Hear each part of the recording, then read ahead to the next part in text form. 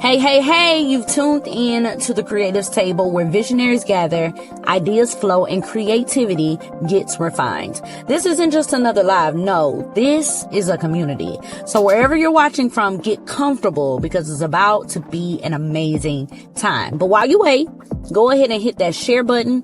Follow us on Instagram, Facebook, and subscribe to us on our YouTube channel and tag a creative who needs to be in the room tonight. Let's build something together.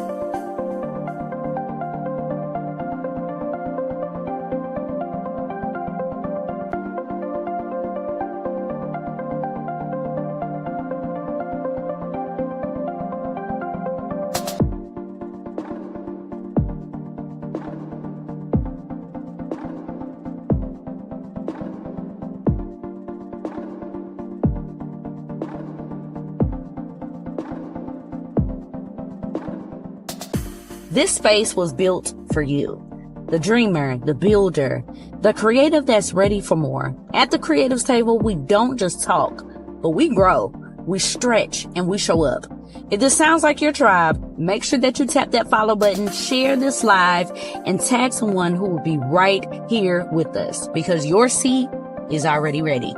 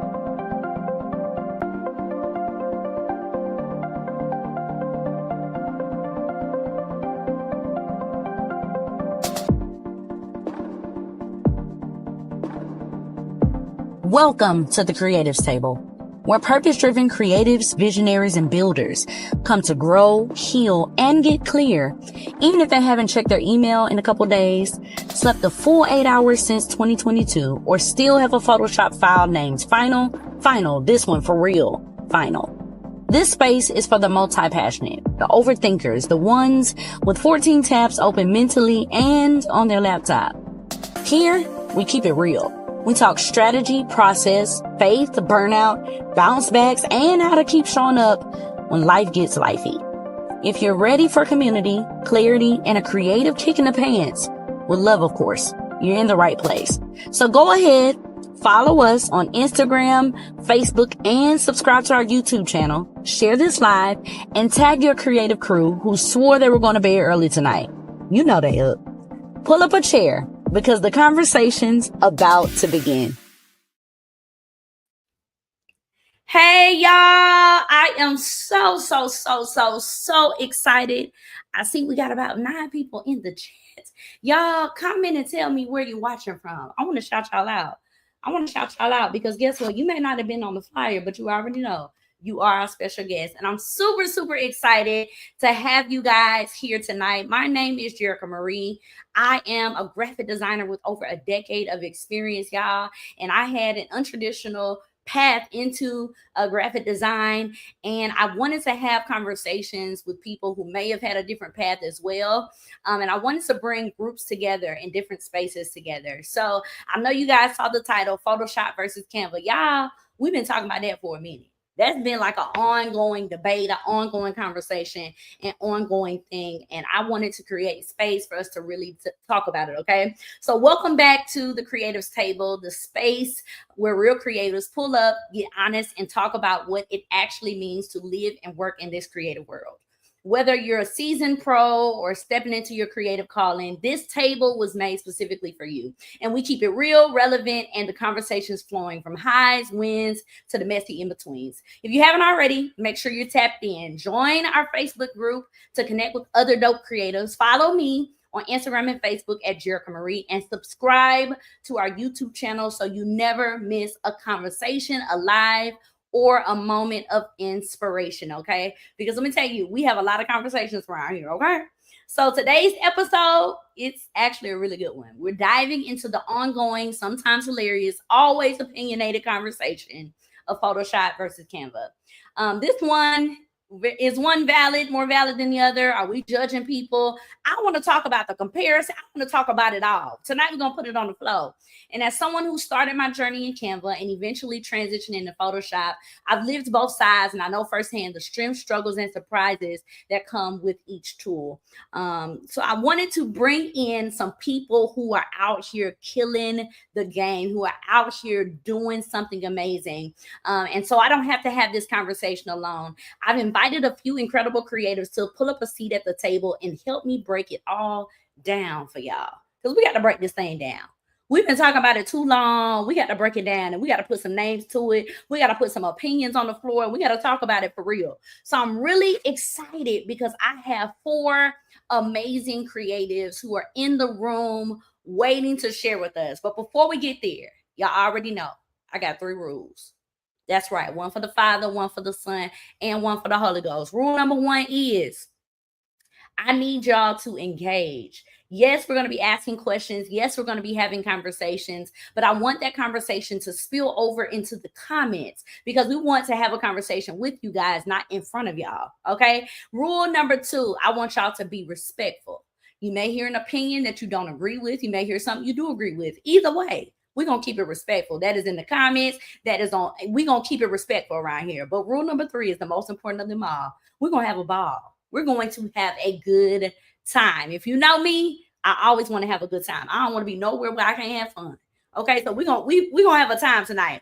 So without further ado, I want to bring in my special guests. Y'all, they are amazing. They are amazing at what they do, and I'm super excited. So I'm gonna bring in my first guest is Mr. Cedric Washington. Y'all bring in Cedric. Y'all say hey to Cedric. What's T, Cedric? What's up, y'all?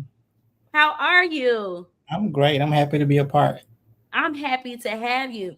Y'all, Cedric commented on this flyer actually. He was like, I would love to be a part of this conversation.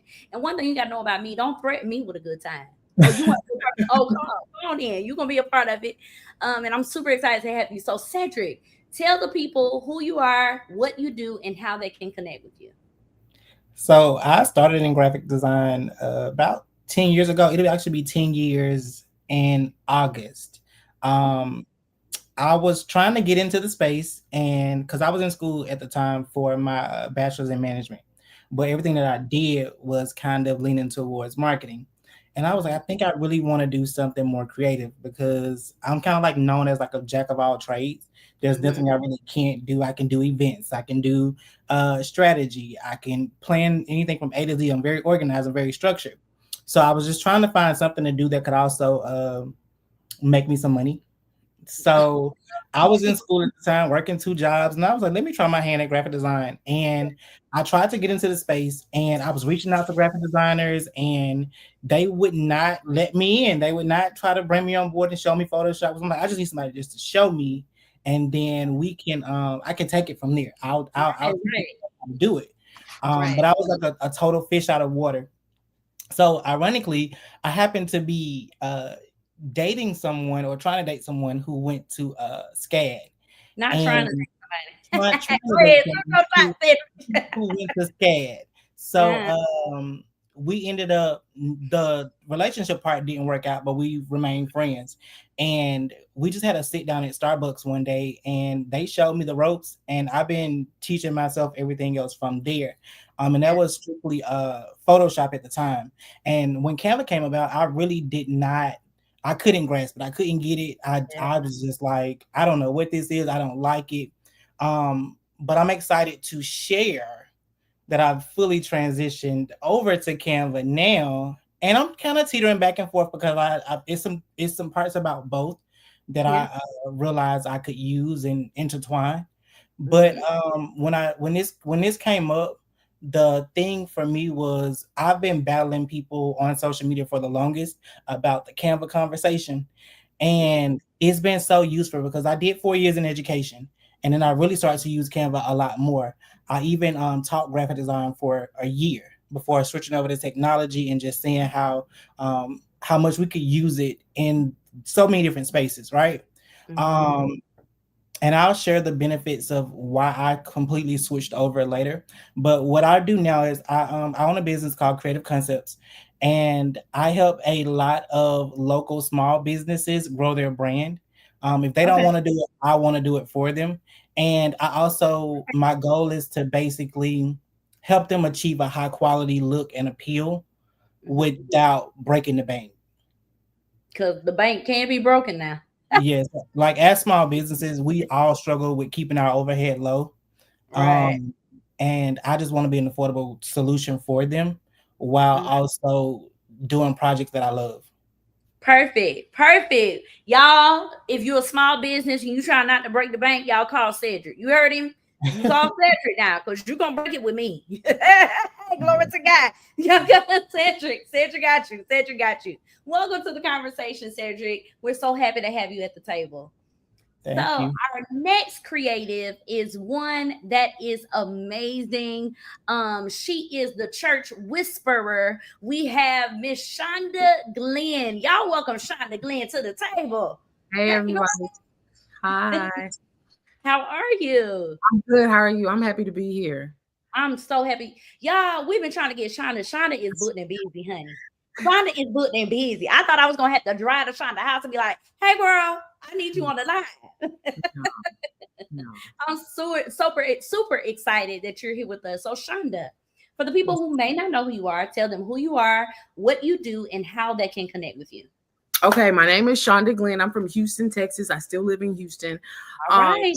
I started out graphics. It's funny when Cedric said 10 years ago, I was like, I'm about to show my age. I started 20 years ago.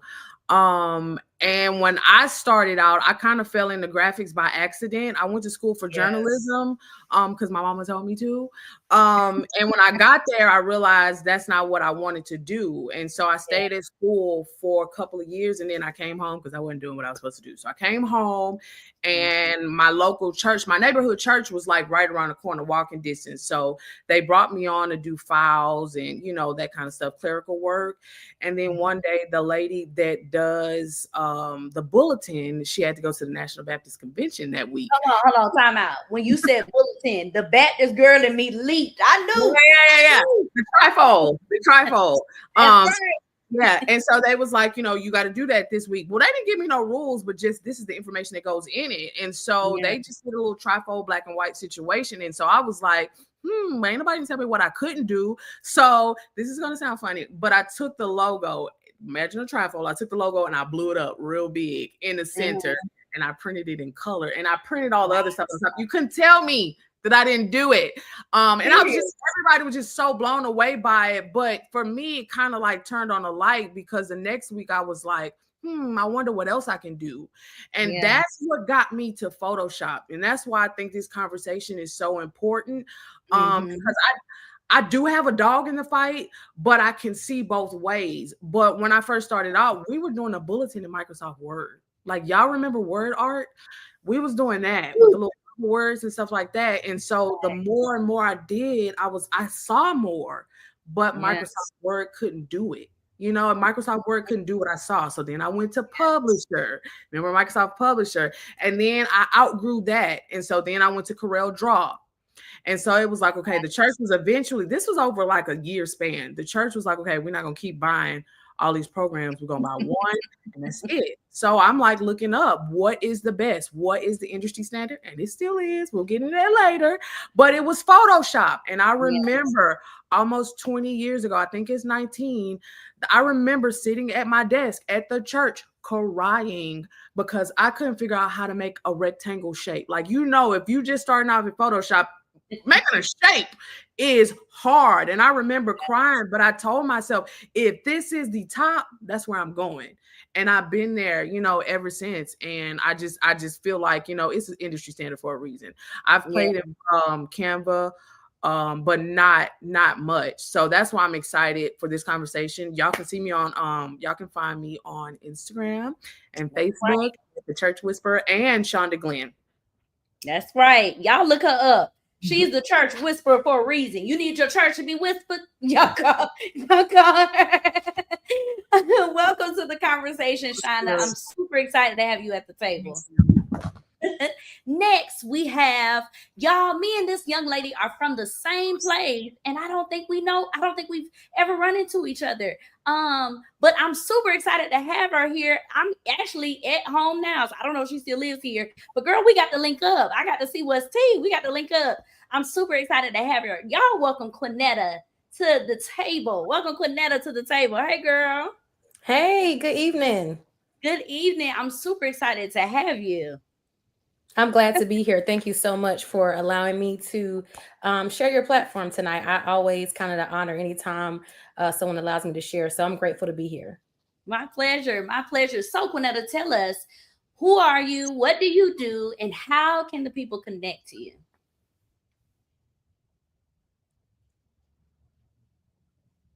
Uh-oh, is she frozen? Can y'all hear me? I can hear you now. Okay. So tell the people who you are, what you do, and how people can connect to you. Hey, everyone. I am Quinetta Moore. I don't live in Hinesville anymore. I haven't lived in Hinesville in a while. I am, however, home. I'm home today. I'm at my mom's house in Ludowici. But I have my path to graphic design was also very untraditional. I am an academic. I did 10 years in public education and instructional leadership. And as a classroom teacher, all of my assets were branded. So I was around at the beginning of Canva, circa 2012, 2013, creating a logo for my classroom. My bathroom passes were branded, any worksheets that I made. Because the thing about teachers is they wait around to get the copies out the copy room to see what they can find. And that was cool if you use my stuff, but it was going to have my classroom logo on it. So I always understood the concepts of marketing early on.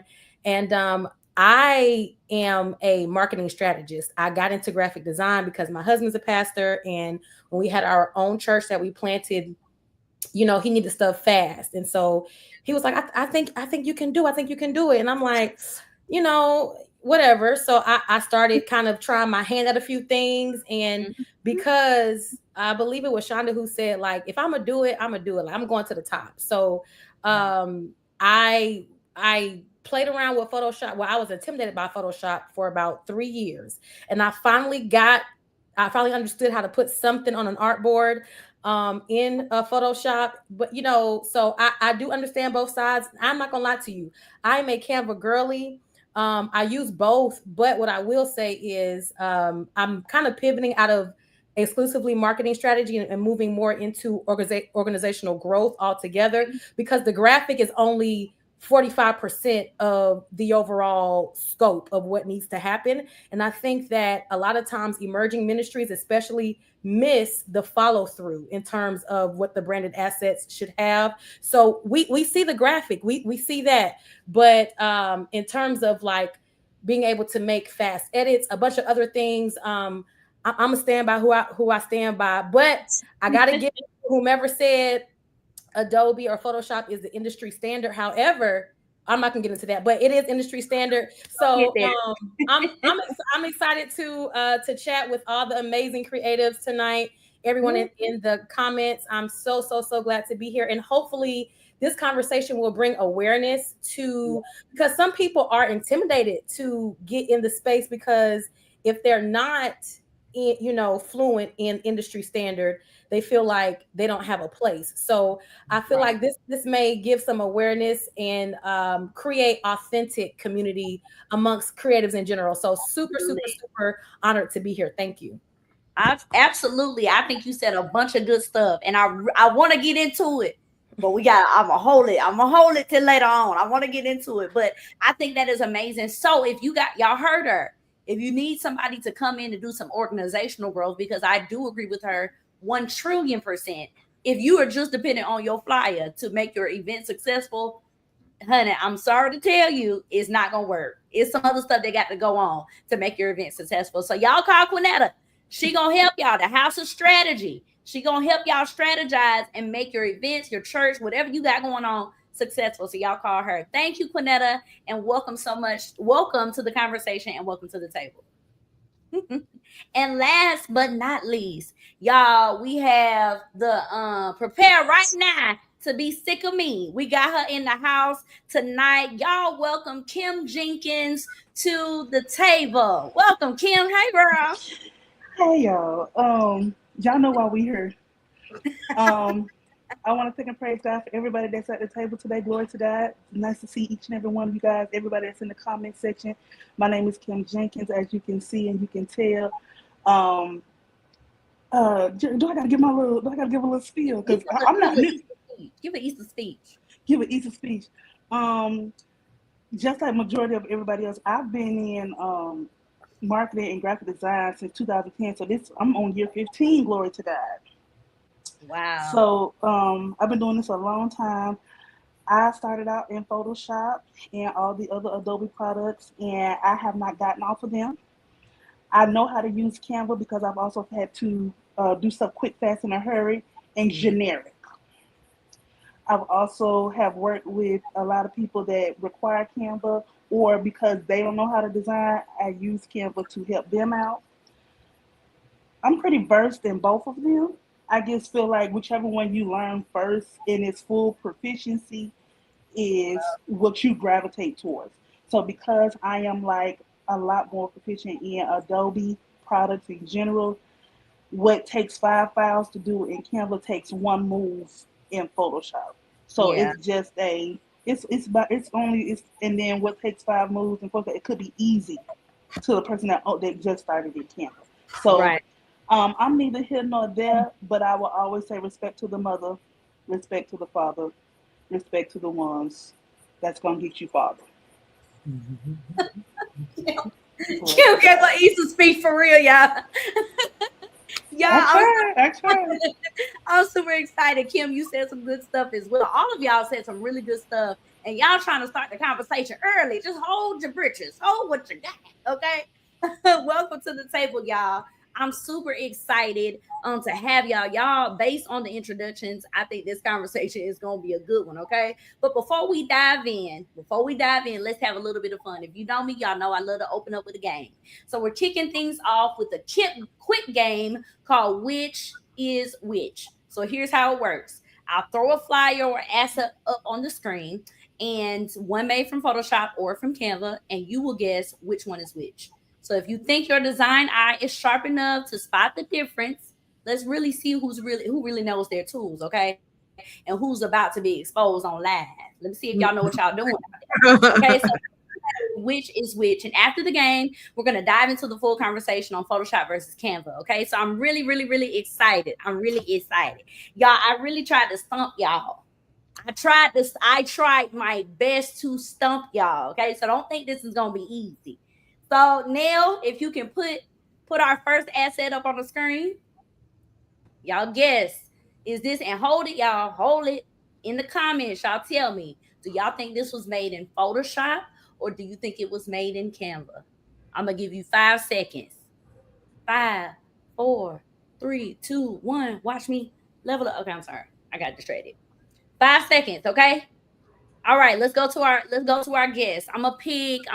Who think they got it? Let me see about it. Raise hands. Who think they got it? Don't nobody got it. So I'm gonna pick one. Shonda, what you think this was? Why? Well, wink at me, girl. Something. Text me something. Photoshop or Canva. The people, it's okay. The people say both of them. So I'm gonna say this. Initially, I was gonna say Canva, but the textures got me saying Photoshop. Okay. But I will say this, and I don't mean it in a disrespectful way. If I did something like this, I would do it in Canva. My answer is Canva.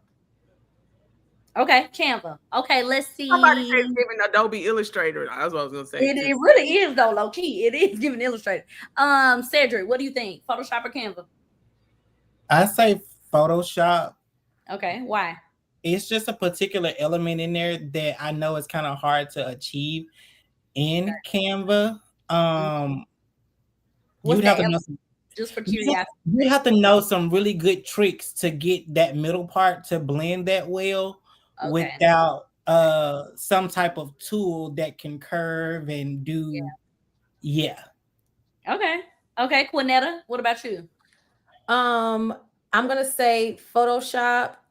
Initially, like the output was giving me Canva a little bit because I can always tell, even with my own work, I'm like, my Photoshop just renders just cleaner, period. So like the rendering was giving me Canva, but like he said, like those shapes are definitely giving Photoshop.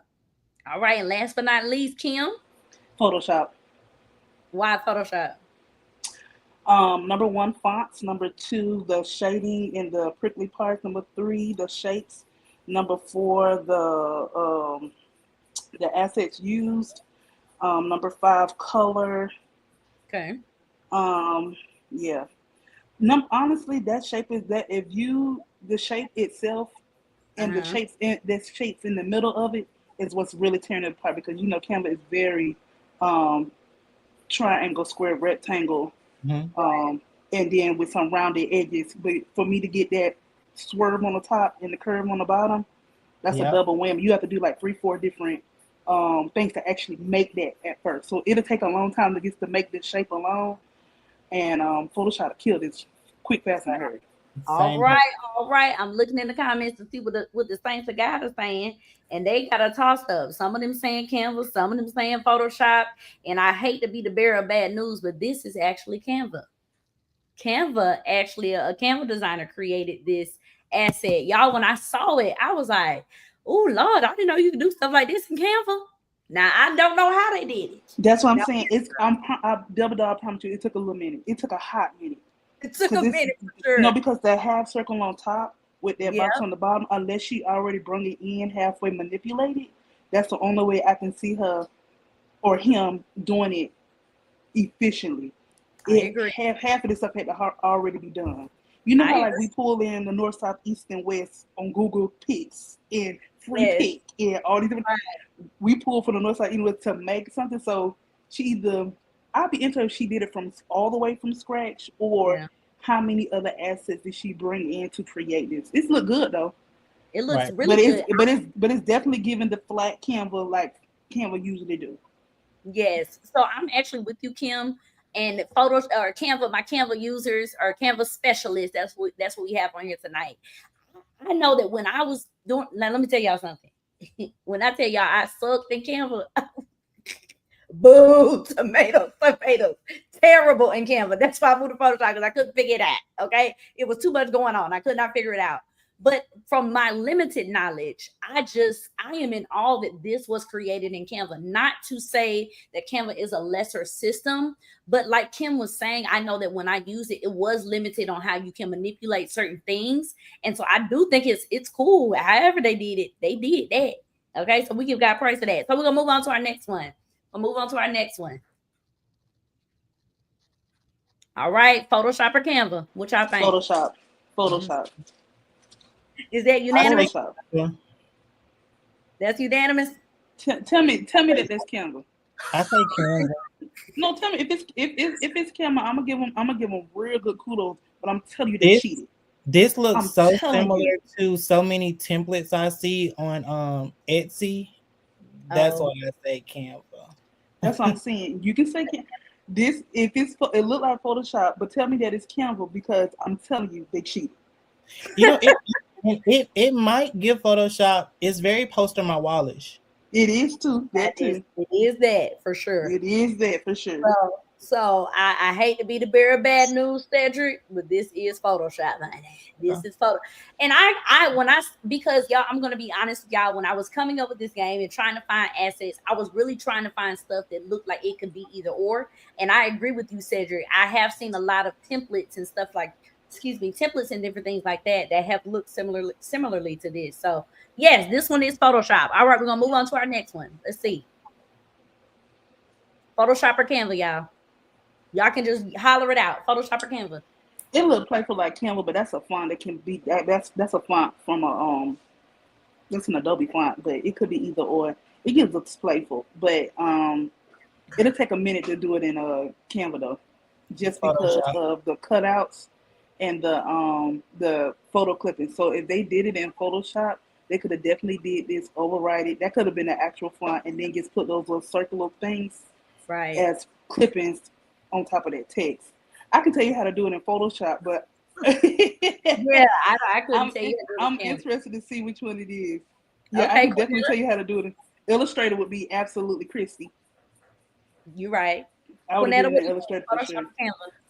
I'm gonna say Photoshop. It looks like the white at the top is like a clipping mask on top of creative. So I'm a Canva. I know some hacks, but if they did this in Canva, then they need to show me. I need to know tonight. That's what I'm saying. It's a lot of steps for that. Right now. They need to call me now. Okay, Shonda. I'm Photoshop too. You Photoshop? Y'all, I hate to be the bearer of bad news. This is crazy. This is Canva. Yeah, that's what I'm saying. They did a lot of steps. They did a lot of steps. A lot of steps. But you know what? Let me say, I'm gonna say this real quick. We're gonna get into this. A designer is a designer no matter what they use. So I am pro designer in general, because if you are a designer, you can design in anything. Because I've designed in Word, PowerPoint, Excel. I've designed in almost anything that I can customize, I can design in. So I come from a Sony world, and then we turned Apple. So I come from a full customization style. Whoever did this did a phenomenal job, because it looks clean, and they did a whole lot of stuff. Because I'm telling y'all, Canva takes 12,000 steps to do one thing, and you would legit have to learn them how to move faster with doing it. But this is fire. What's the next one? Last one, y'all. Last one. Photoshop or Canva? What do we believe? What do we think? Canva. Why? The shadowing is not giving industry, I know what I'm doing, or it could be a Photoshop asset that was done by a beginner, but just that shading, or maybe it's the PSD they got from Free Pick. I don't know, but it's just not necessarily giving Photoshop, because the mock-ups that are on like the PSDs that we get are just clean. This ain't giving that to me. Okay. When you right on it, because this looks very Canva-ish. And if this Photoshop, this is old Photoshop. This is an old PSD file before they actually started doing real mock-ups. And we had to actually create from the thing up, because I can tell you right now, looking at all three of them, some of these shadows are already off. Absolutely. So, okay. Cedric, what do you think? Photoshop or Canva? Which one? I think it looks like a template. Yes. So I was gonna say Photoshop. It don't look like Canva, not the Canva I use. Yeah. Okay. Well, saints of God, you guys are absolutely correct. This is Canva. These are Canva designs. Y'all, this game, I feel like it stumped us a little bit, which is proving the point of this conversation. And I think Kim summed it up really well. If you are a designer, you can design in anything and with anything. You don't need just Adobe. I know some Adobe designers who don't design their assets in Photoshop. Some of them use Illustrator. And let me tell y'all something. Now, I can do a logo or something in Illustrator, but you think I'm going to design a whole flyer and a ship without a sale, honey. I cannot help you at all. So I mean, there are different ways, like you know, the old folk used to say, it's more than one way to skin a cat. Okay, a designer is a designer, and I'm so excited because we're about to get into the reason that we're here, the conversation of Photoshop versus Canva. Okay, so let's jump right into the conversation. We only got a little bit of time and a lot to cover. Okay, so Kim, I'm gonna come to you. I'm gonna come to you first. What was your first design platform? Photoshop, Canva, or something else? And how did that starting point shape your approach to design today? My first platform was Adobe, and how did it shape my platform? It gave me unlimited amounts of creativity. I could do anything in Photoshop. You can do anything with the Adobe suite in general, but I probably learned how to do everything in Photoshop, which I became super duper proficient in, to the fact where I was starting teaching classes during the pandemic. So a lot of people learned about me doing graphic design because I started doing classes during the pandemic and teaching people how to do Photoshop. One girl ended up taking our class, and now she is a Canva specialist. Her name is Kendra. So she ended up not even liking Photoshop and just stuck with Canva. But at the end of the day, a designer is a designer, and there's so many ways to skin a cat that I don't necessarily pick one or the other. It's just which one you can mentally handle in general. So because I'm like whatever floats your boat, whatever make you the fastest money, honestly.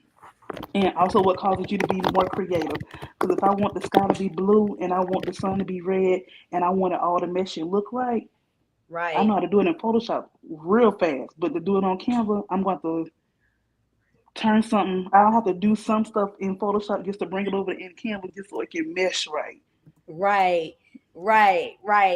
I'm actually with you 1,000%. So I'm gonna go to, I think Shauna already told us. I think everybody really already told us where they started from. So I've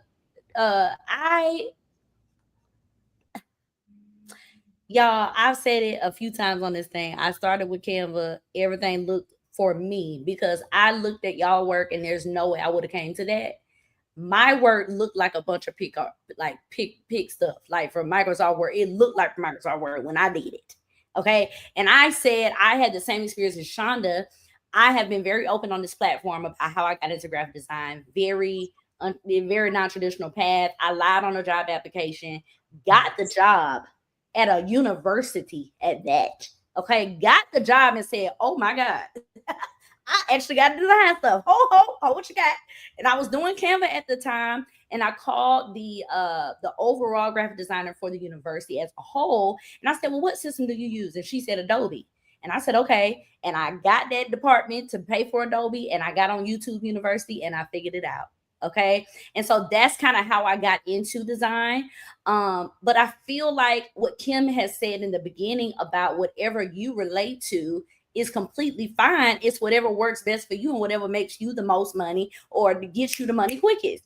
For me, it would take me 11,000 hours in Canva to do something for me that I can do in Photoshop in 30 minutes, simply because that is not the system I know.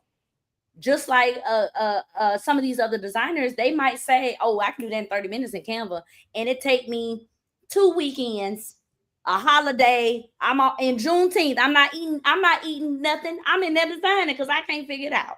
So I feel like, we have to give each other grace. But Quinetta, I want to swing it back around to you. How do you feel that, because you've had the unique experience of both, how do you feel like Photoshop or Canva, or when you make that transition, it's changed how you saw design? Because I think you have to, in both applications, you have to see it differently. Whereas we can just slide up and do a gradient, it's a little bit different in Canva. So how has it shaped how you design? So I tell people this all the time when they ask about it, because it's true. In Canva, I be trying to tell them, you're going to have to group all the elements, move them over to the second artboard. And then, it's a lot that you got to do. When in Canva, Photoshop, you could just do a clip and mask, whatever you got to do, X, Y, Z. What I can say about how both platforms have shaped my perspective of design, I just need to go on record and say that designing for church, to me, is its own subgenre. Church designers to me are some of the most skilled designers in the universe, because some of these people who do, like, I'm not trying to say other stuff is basic, but saints want a gradient map.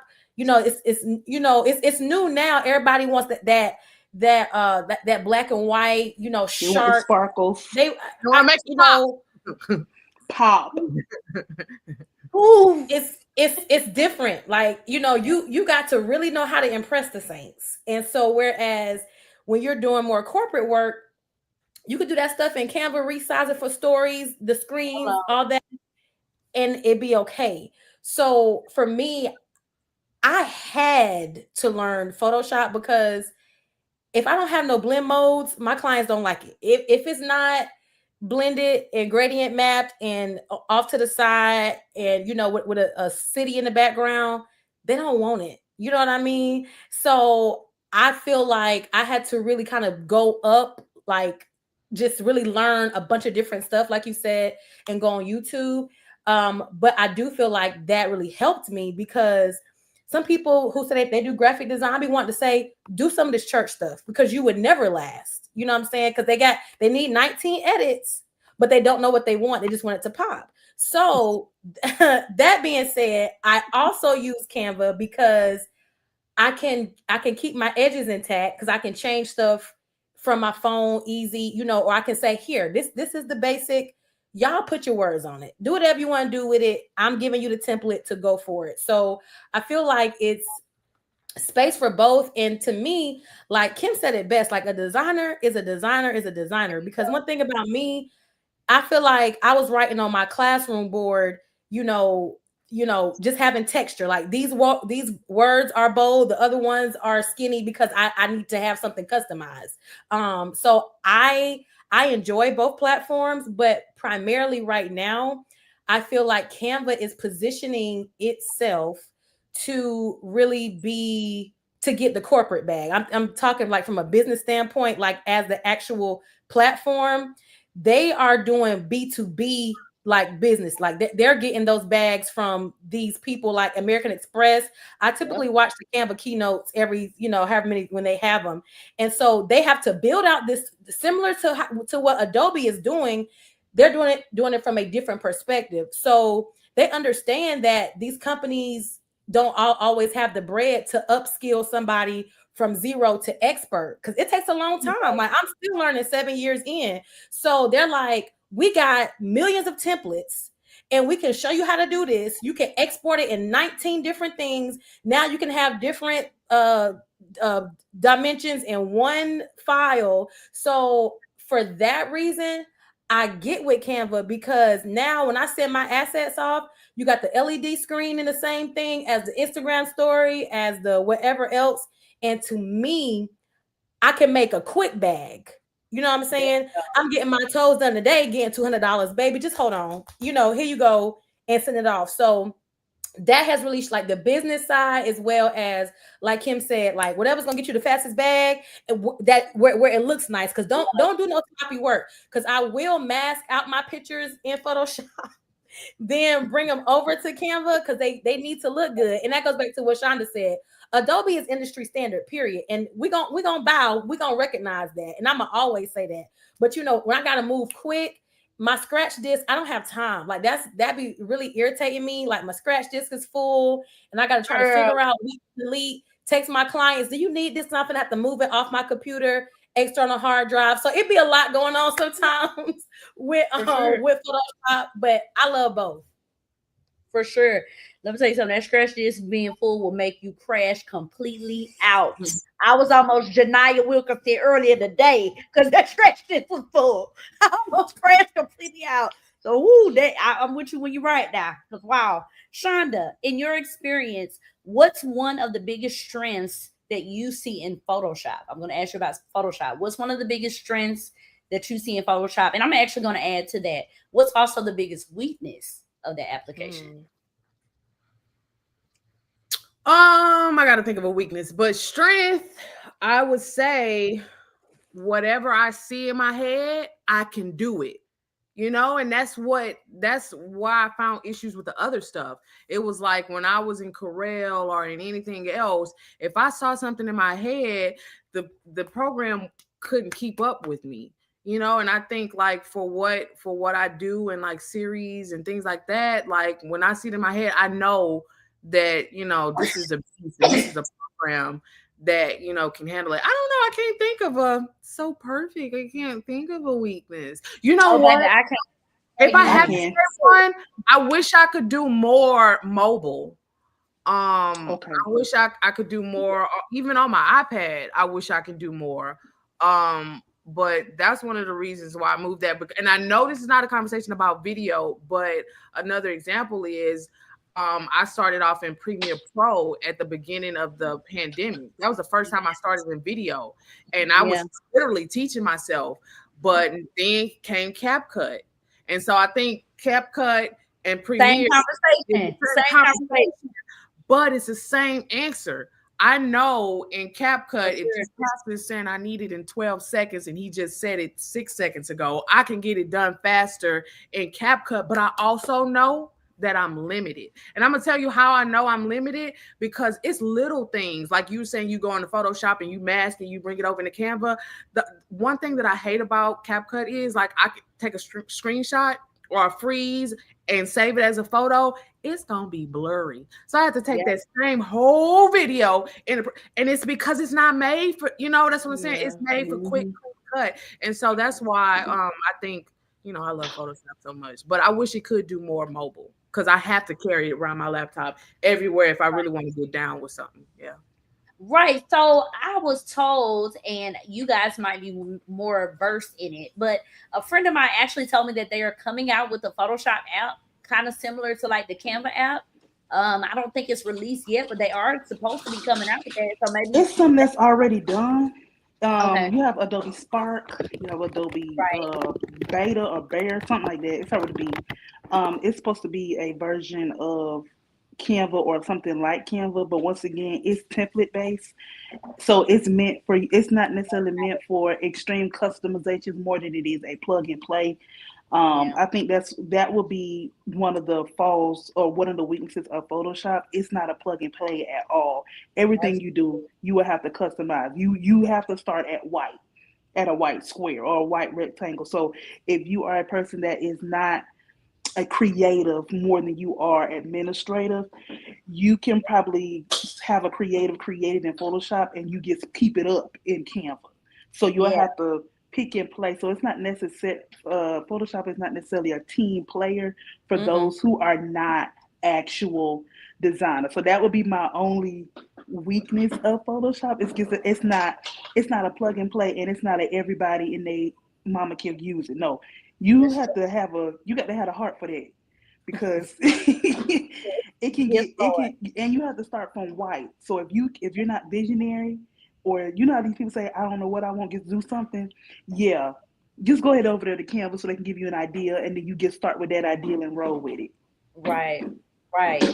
On that, I think for me, the biggest weakness of Photoshop, hey, Photoshop, if you're listening, you're probably not, but that's okay. I'm going to speak into the atmosphere. Okay. If you're listening, please, for the love of God, I want y'all to put, autocorrect or something on there. Y'all do some spell check for me. Help me. Okay, so you're gonna go to your prefaces.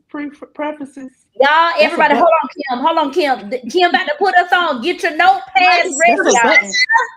Yeah, go to your settings. That's a button. Who tell me? Go ahead, start from the beginning. It's a button. So you go to your preferences and you can turn on the autocorrect. You can also allow it, your whole computer, you can like control like your whole Apple system. You can put your whole computer on autocorrect and it'll autocorrect everything. Grammar check it, everything. If you use like Grammarly online, it'll do it on your regular computer through any app. Oh, if anything, it ain't gonna space out. It ain't gonna space out your words though, and it ain't gonna correct your grammar. It'll just spell check, honey. Because it's edit. Scroll down, spell check. Yeah, I knew I should have put a click track on there. We really need to shout and dance, because me and my creative friends talk about this all the time, and we're like, y'all, Photoshop, please, for the love of God. Because I'm telling you right now, you send me a 3-book obituary or a 3-book I'm not reading it. whatever, I'm not reading it. I'm copy and paste it. And if And you I'm got not grammar checking it either. there's nothing I can do. If you didn't add a comma, that's your business. Are you okay? You think I'm reading this 12 times? No. No, we're not doing that. So that's oh God, that is a blessing, Kim. You don't put us on. So Oh yeah, Cedric, it's I'm gonna go hit ahead. that edit button and press spell check. You can do it. There you go. There you go. Y'all, she put us on game. All right, Cedric, I'm gonna go to you. What is the biggest strength and weakness of Canva? I think the biggest strength is the cloud storage. it because I've seen a lot of people comment about the scratch disk, and that's kind of why I got away from Photoshop altogether, because I ruined my first MacBook with all the things and not being organized and not deleting files, and that was like, you just outgrew your computer. Because when I bought my computer initially, I was just a college student, just doing work, going to school. I wanted a MacBook because it was cool, so I did the complete Apple switch. And then the more I started using it, the more I just started to fill it up. But I had it for about 8 years, and it died eventually after I got more into Photoshop. But I bought a new MacBook, and then at some point around the same time, I switched completely over to Canva, and I don't have as many issues with organization as I did before, because I'm not really saving anything on my computer necessarily anymore, because I have the backup storage for my Apple that kind of like keeps everything from the desktop in storage, and then also everything that's in Canva stays in Canva. So I pretty much do all of my designs in Canva. There are some moments when I come out and I do something more complex in another program, and then I'll pull it over and use it in Canva, because Canva can sometimes be a little bit limited. You have to use another app to do this, and then another app, and then another app. And I like to keep my process very simple. So that will be the strength, the cloud storage. I don't have to worry about nothing, losing anything, or now I have an issue finding some things because I'm horrible about labeling and putting titles and things like that. But the good thing about it is, if you search something and there's a word in there, you can always find it.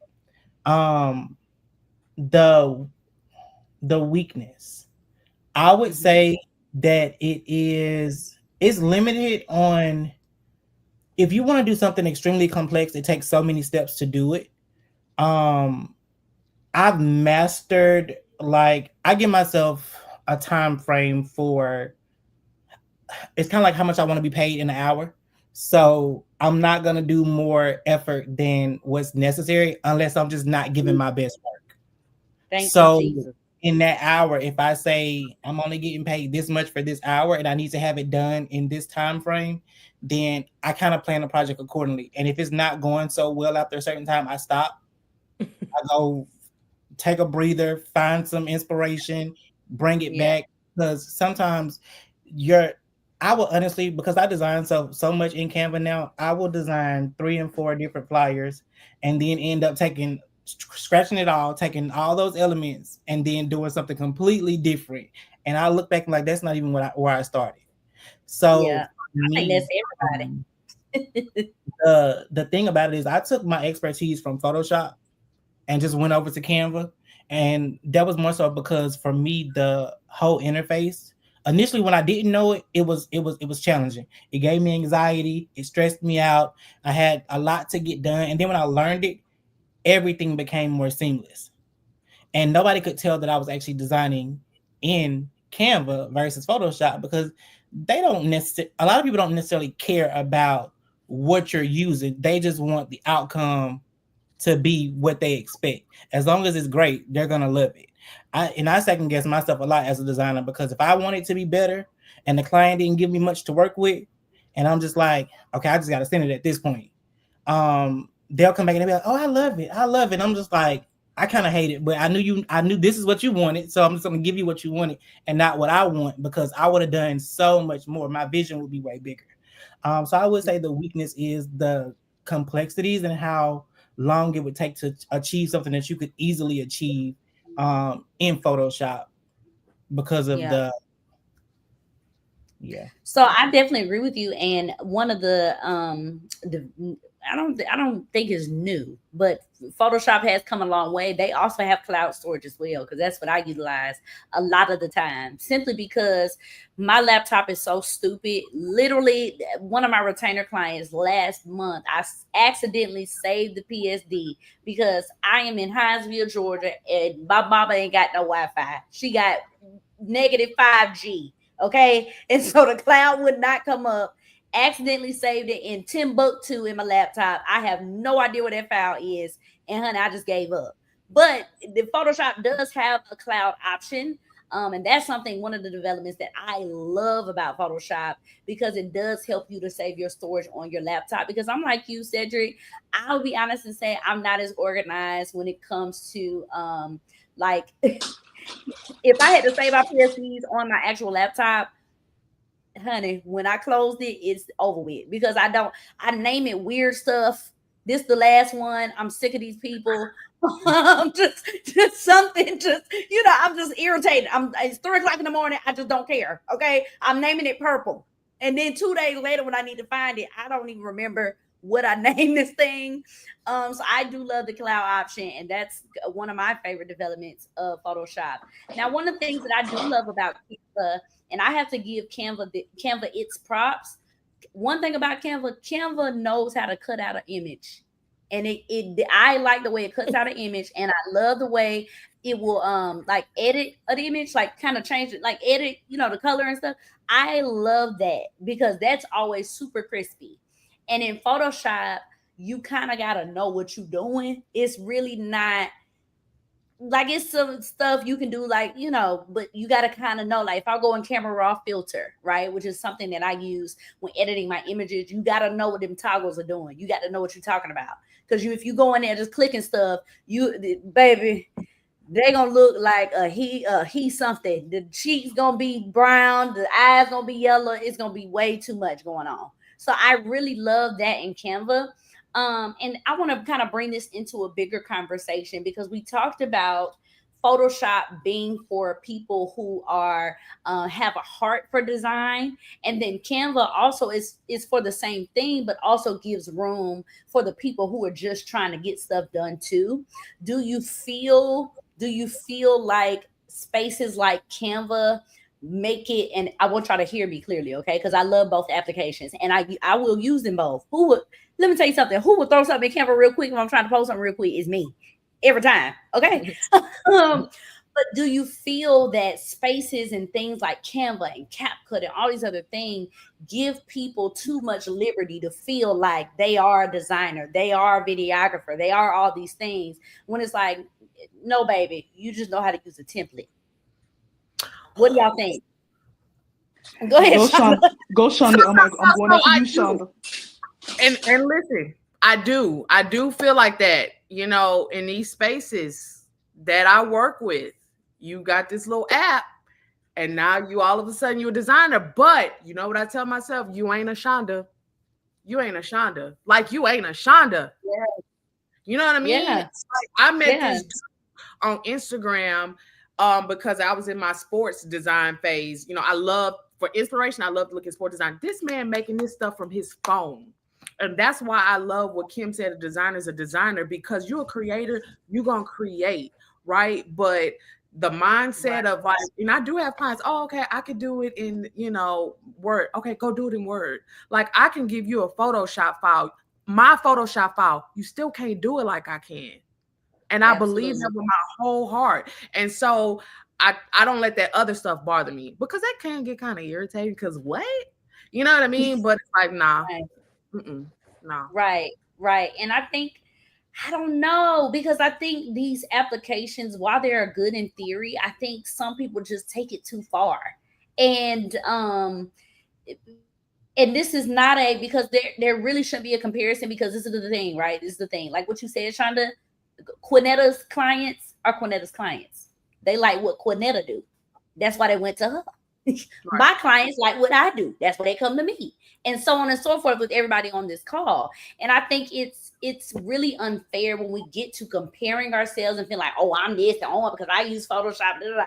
Because I know some people that use Photoshop that ain't touching some of these Canva designers. Right. The application don't matter. It's the person that's using the application that truly matters. But one of the things that's really frustrating, I remember I was working for a church, and the pastor was upset about the price point that I charged him. Right? Cool. Okay.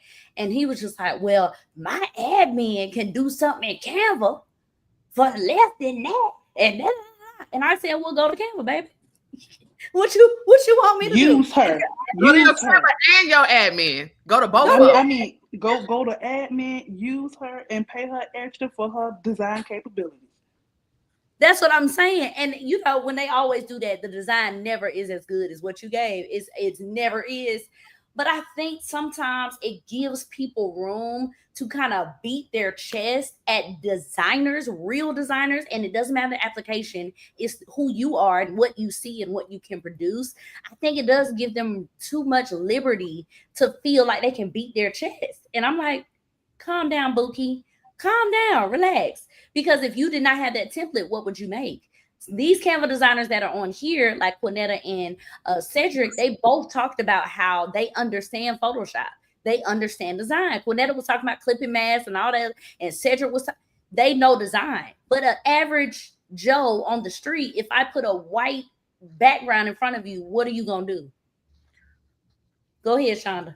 Shonda Okay, said, I ain't the host, but since we at the table, I got a question because I saw Quinetta mention this earlier when she was doing an introduction, and she was talking about how, you know, a design sometimes has a bigger brand and bigger elements. So one of the things that I find today with Canva and all of these other things that's frustrating to me is somebody will come to me and they'll say, okay, I'm gonna say we'll have a revival. We're having a revival, spring revival. We need you to do the graphic. Bet I did the graphic. Now you come back. I want the PSD. Okay. So now I'm supposed to charge you. And I shout out to JP. He told me charge them 3 times. absolutely. That's what I do. And most people pay for it. Here's my problem with that. I feel like because now you taking it and I know you paid for it, let them do whatever they want to do, but I be like, because I have these churches that I work closely with, and it's like, just give us the PSD and we'll break it down for BBS and we'll do, you know, room signs, da da da da da. And I'm like, you turned on my stuff. And so I just want to know what y'all think about it, because part of me want to make sure I'm keeping my ego out of it. But I am sensitive about my stuff. But I also try to explain to pastors, it's like, that's like me saying, I want you to come to my church and preach a revival preach about tennis shoes. And then it's like, oh, okay, no. Give me your outline. Let me see your outline. No, nigga, you paid for this sermon. So that's what you about to get. You see what I'm saying? So that I want to hear what y'all got to say about that. Yeah, that's a good question, Shonda. Shonda, when I tell you that's absolutely correct, that's asking the pastor for their sermon and then and so I can go and teach for Sunday school, Bible study, this, that, and the third. No. Sway. So I'm with you when you're right. I do be sensitive about my stuff. What I do is I lock up that PSD, something serious. But I lock it up because honestly, most people can't read and most people don't know how to do it unless they tell me, because I've worked with A, B, and C designers. So I have an A designer that is Photoshop savvy. I have a B designer that is Canva ready. I have a C designer that is presentation ready. So if I have to give an A design to a C, I will lock it up where C can do what they know how to do versus messing up what A did. So when I send over the PSD files, I ask them, what is this for? What are you doing? Because if I already, and then some stuff I already automatically add into the price, which will be like versions. So you'll see some hidden versions already. So if you need them for certain different things, if I send the PSD file, I'll add that to it. So you don't have to change so much. So because I'm already charging 3 times the price. So I add versions in it just for whatever you are using it for. So if you need like the title slide, or you need the PNG of this or the PNG of that, I'll lock those files together so you can just pick that up in one bite instead of picking it up in multiple bites.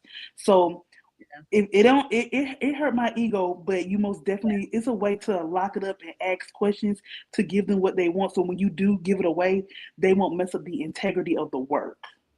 So you send the PSD, but you just lock some of the layers. Is that what you're saying? So if somebody asks me for the PSD, number one, I'll organize the file. So you're gonna see file, you'll see 1, 2, 3, 4, 5, and then you'll see title slide. You'll see title.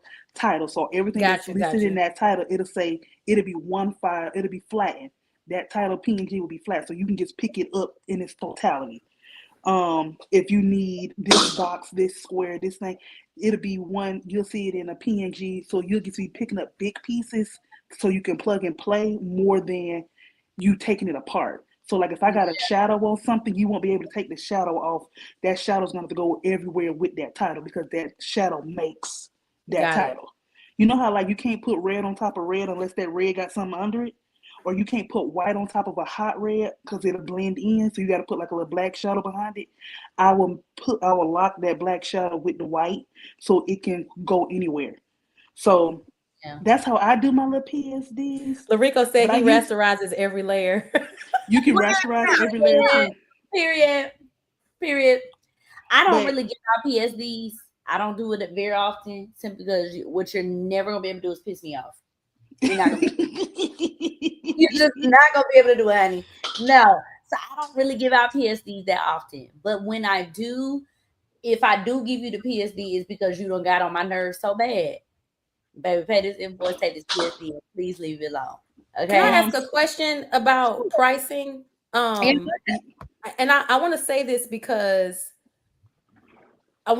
two things. The first thing is I believe Jerrica was talking about these apps kind of allowing people to feel like you created a flyer in Canva, so now you're a designer. I want to speak to that real quick because I think that is extremely out of order. It took me a long time to even, you won't even really hear me reference myself as a designer because I honor people who actually have put in the work for years and years and years.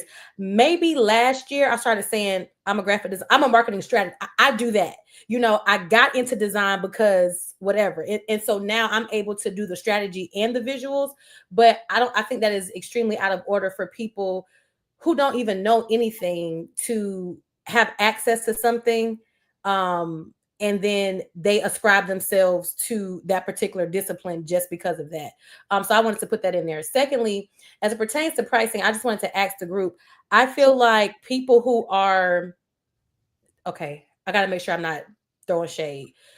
But when you do $35 graphic sales, it's making it hard on everybody because you don't have the capacity.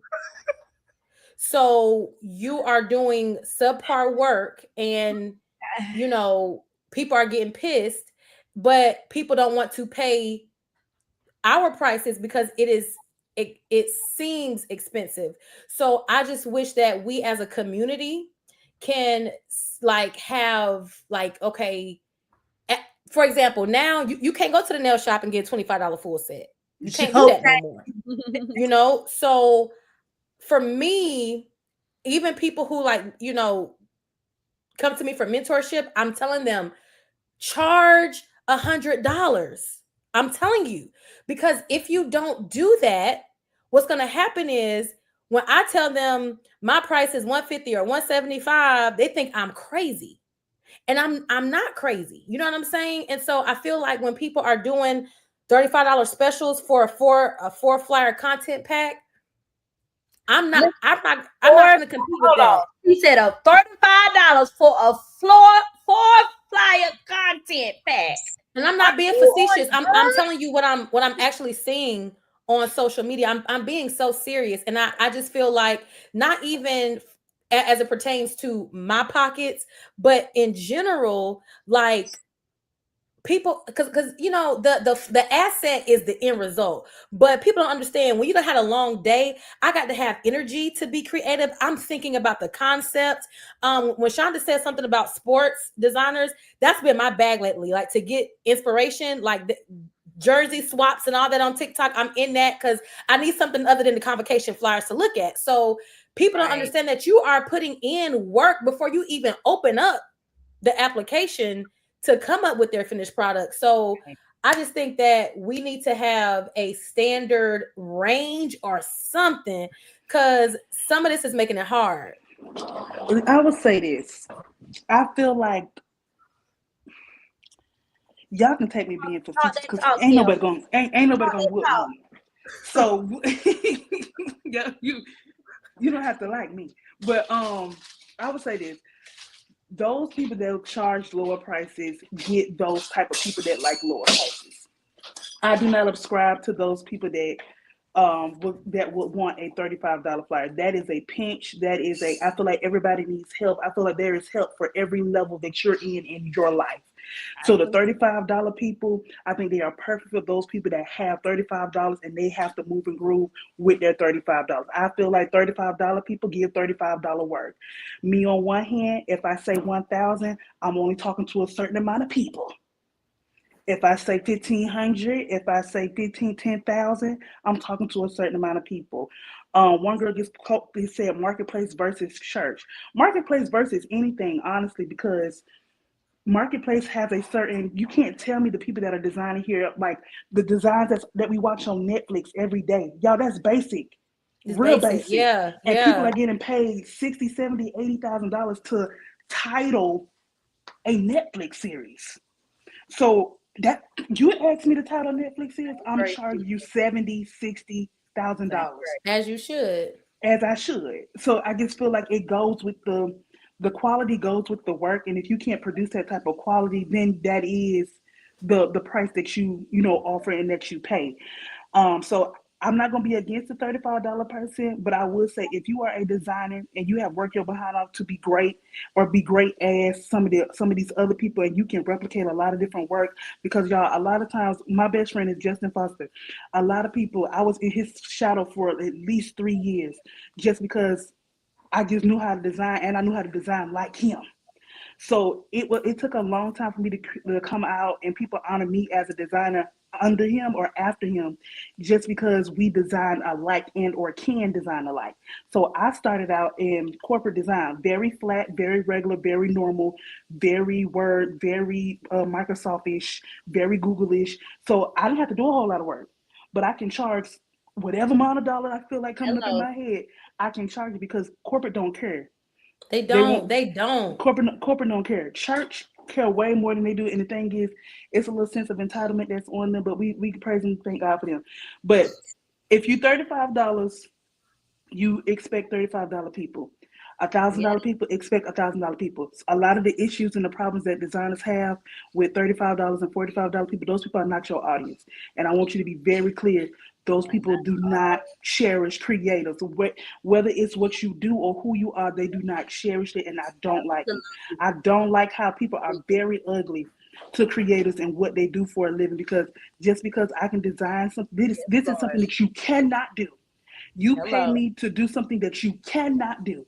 And if you can do it, do it. Don't call me to try to do a little something. Because what takes me 2 minutes to do, what takes me 30 minutes to do, I'm going to charge you whatever I want. Period. And I don't care if it takes me an hour, 4 hours, 6 hours, 2 minutes. The price is the price. But I do want, to what Quinetta said, we do need to come together. And I would say, y'all, we got to at least agree on $80 and just work our way up. And if that $35 is a sale, let's look at be a sale and let it be 2 days and let's end it. We don't need to do sales for 6, 7, 12 months. And if you're doing the sale for 6, 7, 12 months, we need to think about your whole pricing package in general, because you ain't making no money. And then it also tells me that you're not doing it for a living, because those of us that are doing graphic design for a living, I'm not even going to charge you $35. I just give it to you for free if that's all you have. It'll become a passion project. because I'm not spinning my wheels for less than $1,000. I'm just not. But that's just because of my lifestyle. I do it for a living. I'm an entrepreneur. This is my business. This ain't no I got 10 minutes to spur. Let me throw something together. No. I done thought about it. I done prayed about it. I done put something together about it. Don't waste my time with y'all foolishness. But to each his own, I think everybody deserves to win in the price bracket that they are in. Yeah, I don't mean to rhyme. Way to put that. I don't mean to rhyme, but I do think everybody deserves to win in the price bracket that they are in. Yeah, that's true. So, and I think I'm time in, and I'm not so far removed from the low budget work. Like I am a few years removed from it, but I'm not so far removed from it because I do cater to a lot of small businesses. And a lot of we were in an era where the small business was anyone who had an idea and had a little money and had a little free time during COVID. So they came up with something. They wanted to be something. They wanted to attend a pop-up shop. They needed a website. So I'm not so far removed from it in that aspect.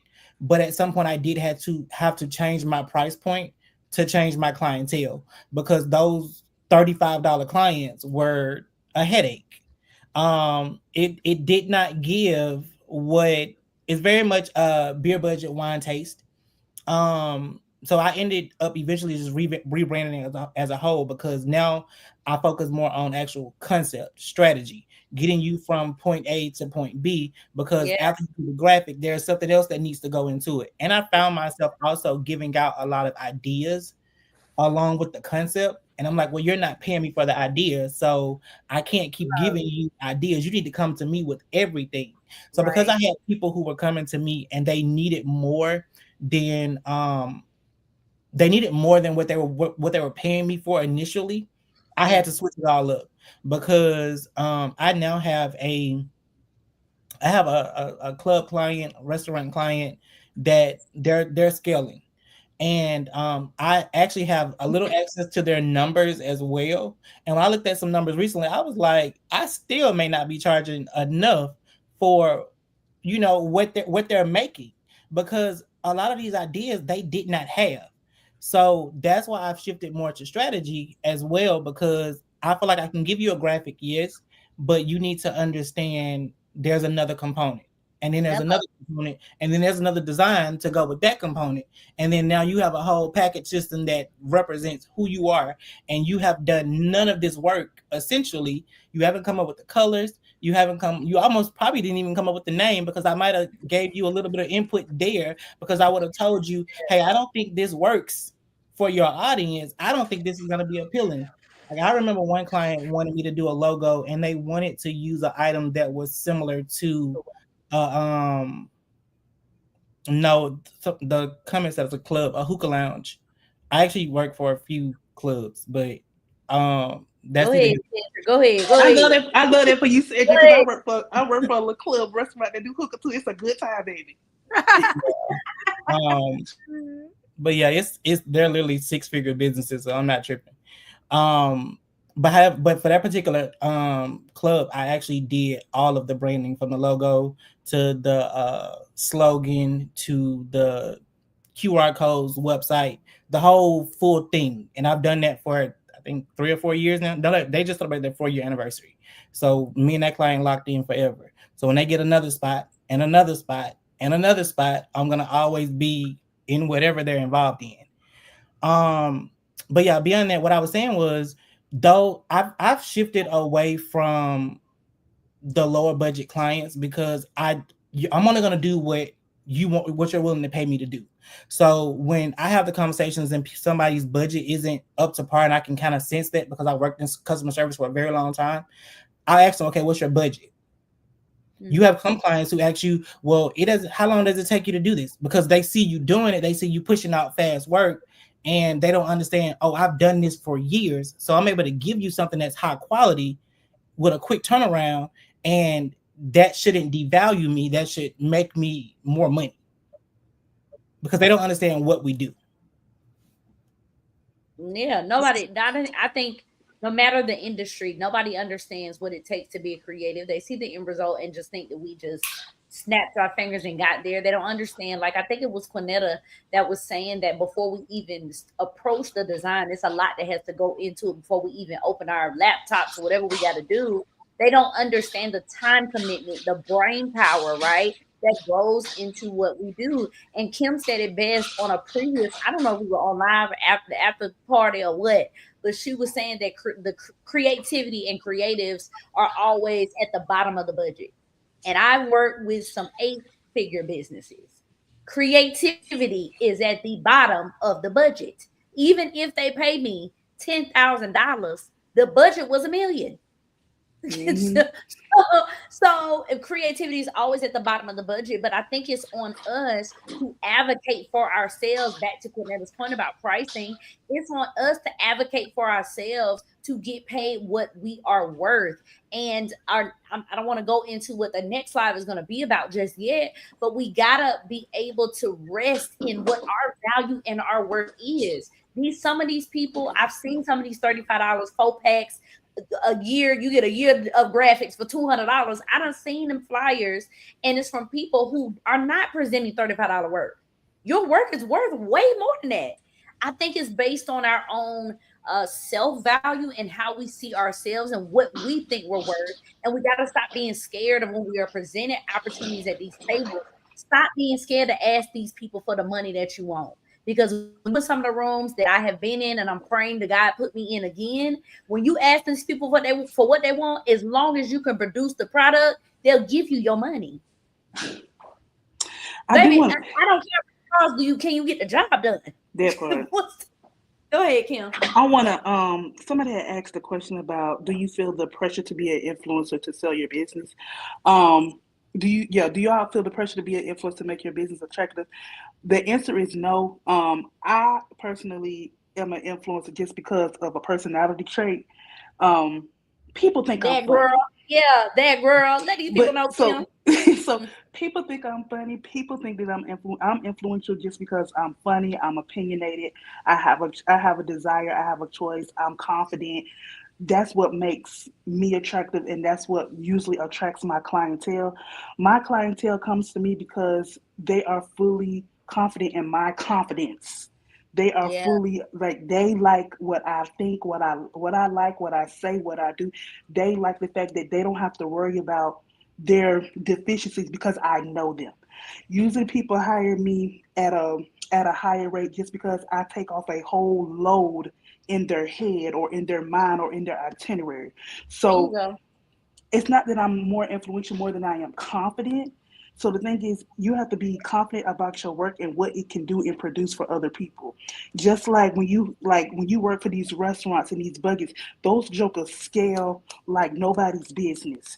And you can start working for them for $1,000 a month and end up with them at $5,000 a month, $10,000 a month, because they scale so fast because of the amount of things that you are producing for them, and it works. So the whole process of scaling, the whole process of who you work with, people have to believe in you. If you feel shaky in your product and your sales or in what you got to offer, people feel that. So if you like, I don't know, maybe this will work for you, they probably not gonna go with you. It'll be me. I'm gonna do this. It's gonna produce this. If you do what I tell you to do, it's gonna work. If you don't do what I tell you to do, that's on you. So you really have to be straightforward with people, because the thing is, you are an expert in an area that they do not know what to do. So if you are shaky, so are they. So it's all about presentation. So you don't necessarily have to be an influencer. More do you need to be confident and be on your P's and Q's. Be on your stuff. Talk your stuff. If you know you're right, if you know you're good, talk your stuff. So that's right.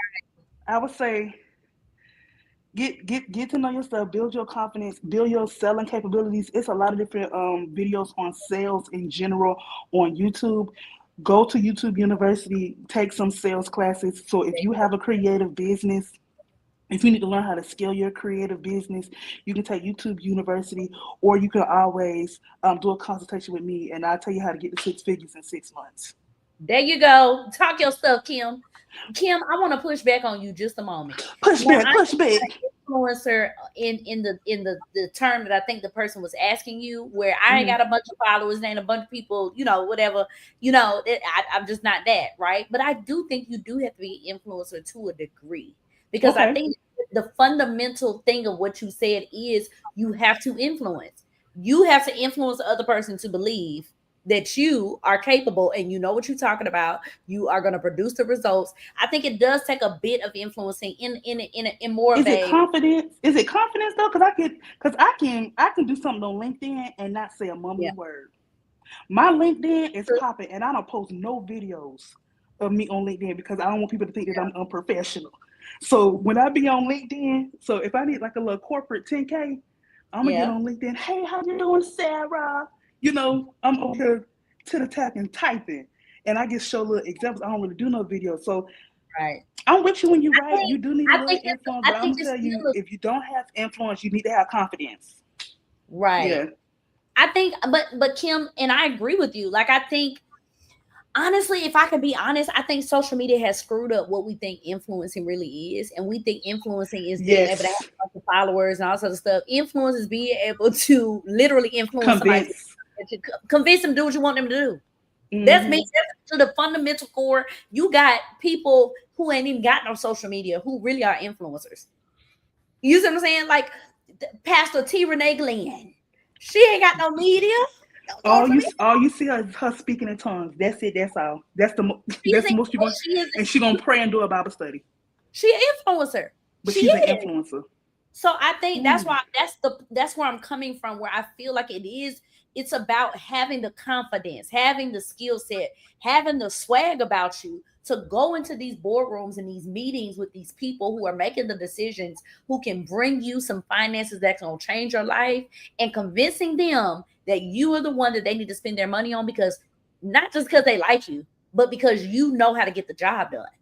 You can get them the results that they need. So I do think it takes a bit of influence. I think we just focus too much on social media, because I don't have a lot of followers, but let me say this with conviction and everything. I done made a lot of money with the little followers I got. That's all I'm saying. But I want people to be confident in that. Go ahead, Kim. Yeah. I want people to be confident in that. Like, I don't want y'all to feel like y'all got to have 10K to prove y'all worth.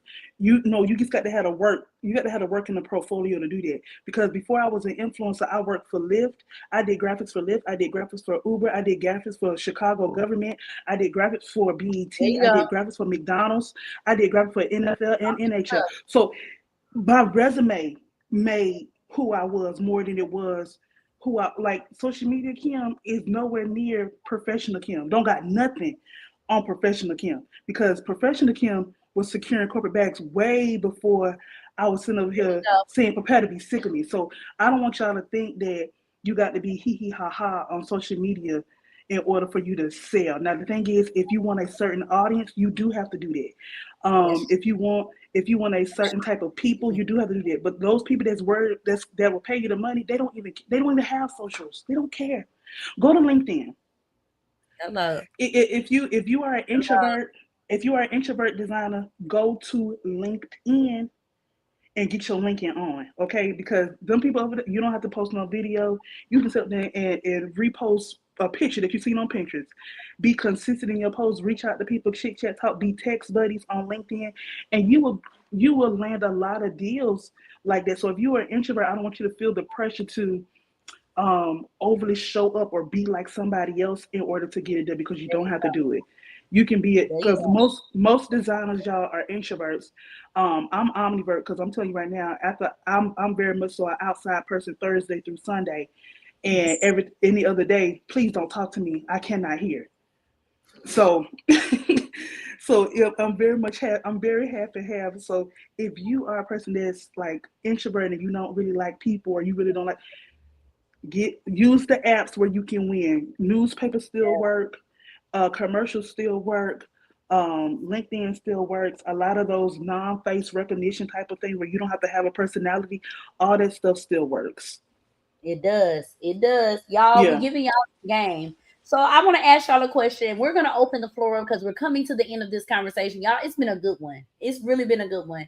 I want to open the floor up for audience questions. So put your questions in the chat, and we're going to get to it. But while you guys are typing, I have one more quick question for my participants here. How can we move the conversation beyond which is better, Photoshop or Canva, and instead focus on how Canva and Photoshop can coexist and even complement each other in the modern creative world? So, Shauna, we're going to start with you.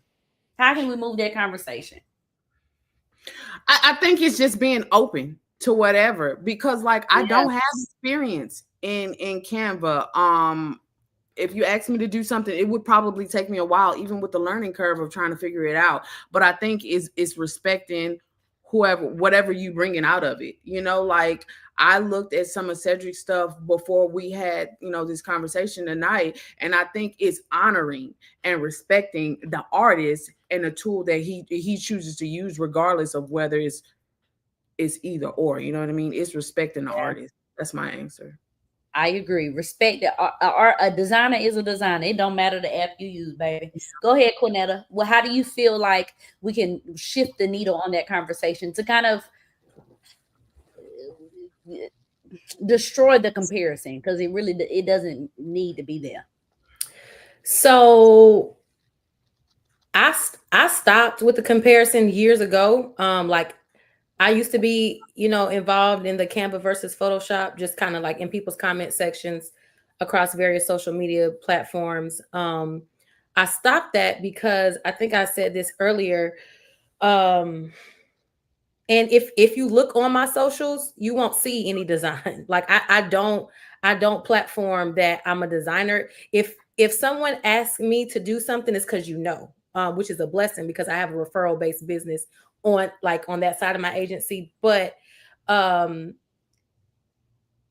you are a person that is truly creative, and for me, organizationally, operationally, like leadership, marketing, like that whole thing, they coexist, because for me, like the visual is just one thing. And so I am speaking with clients about, SOPs and speaking with them about, what do the internal comms look like? Because you have a graphic that's on social media or on your newsletter to your email marketing list, but what do those internal comms look like?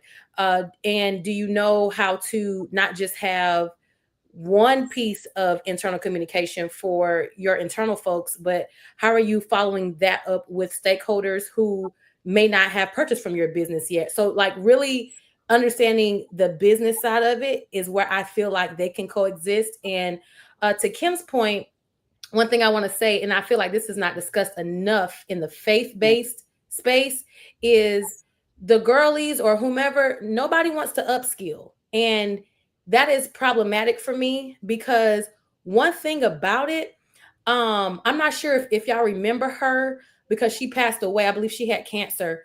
But gosh, her name was Cece. She had a bald head, and she did a bunch of like marketing and sales stuff on Instagram. And before I could afford the mentorships and the classes, I would screen record her Instagram lives. I would take notes because I was serious about my craft, and I was serious about being able to provide a quality product to my clients. And I was also serious about just overall my personal brand, because I think we were talking about this earlier. Don't put my name on nothing that's a mess. We're not going to ever do that. So I think that in the faith-based space, you took a class one time and now you know how to duplicate a flyer, or you was able to follow the steps. But do you understand color theory? Do you understand like what actually goes into this? Because I feel like if we really position ourselves to be intellectuals and true experts, which I feel like everybody, just from hearing everybody talk on this platform, everybody's an expert, but I feel like that's the missing piece. People view themselves as just creative. I'm not just a creative, baby. I'm an intellectual. I'm an expert. And so the bag, like I said, like the asset, that's a small piece of it. Because you're not going to be able to get this from a template. And so I don't personally feel like, these DIY apps are going to, I'm not worried about AI replacing me. I'm not worried about a DIY thing replacing me, because if anything, it will just position us to charge more. Oh, So I feel like that, and I'm not gonna get into all of this, but I do feel like we might see something similar to COVID in the next 12 to 24 months.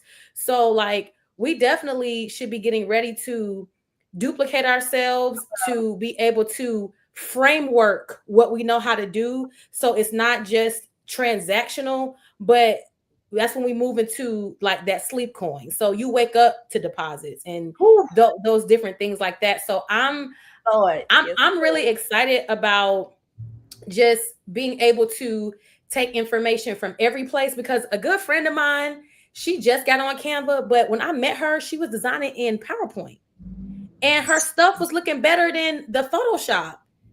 So again, there's room for all of us, all of us to learn. And so I'm always, and to me, when you have a growth mindset, when you don't feel like you've made it, I don't care how much money I make, I still got to learn, because when you stop learning, you stop growing. You know what I'm saying? So my capacity to get a bag is only as big as my humility and my receptiveness to learn something new and be open to feedback or criticism. So I think that spaces like this are valuable, because we got to take something from each other. You know what I'm saying? Because I know for me, I'm like, I'm finna go upstairs and bust out 4 projects that I just haven't had any inspiration to do, simply because I was able to get my talk on. You know what I mean? So I really value these types of spaces. So thank you. Yes, girl. I think what you said is so good. Like there is a space, and Cedric, I'm coming to you, and Kim, I'm coming to you too. But there is a space for everybody. That is why I created this creatives table.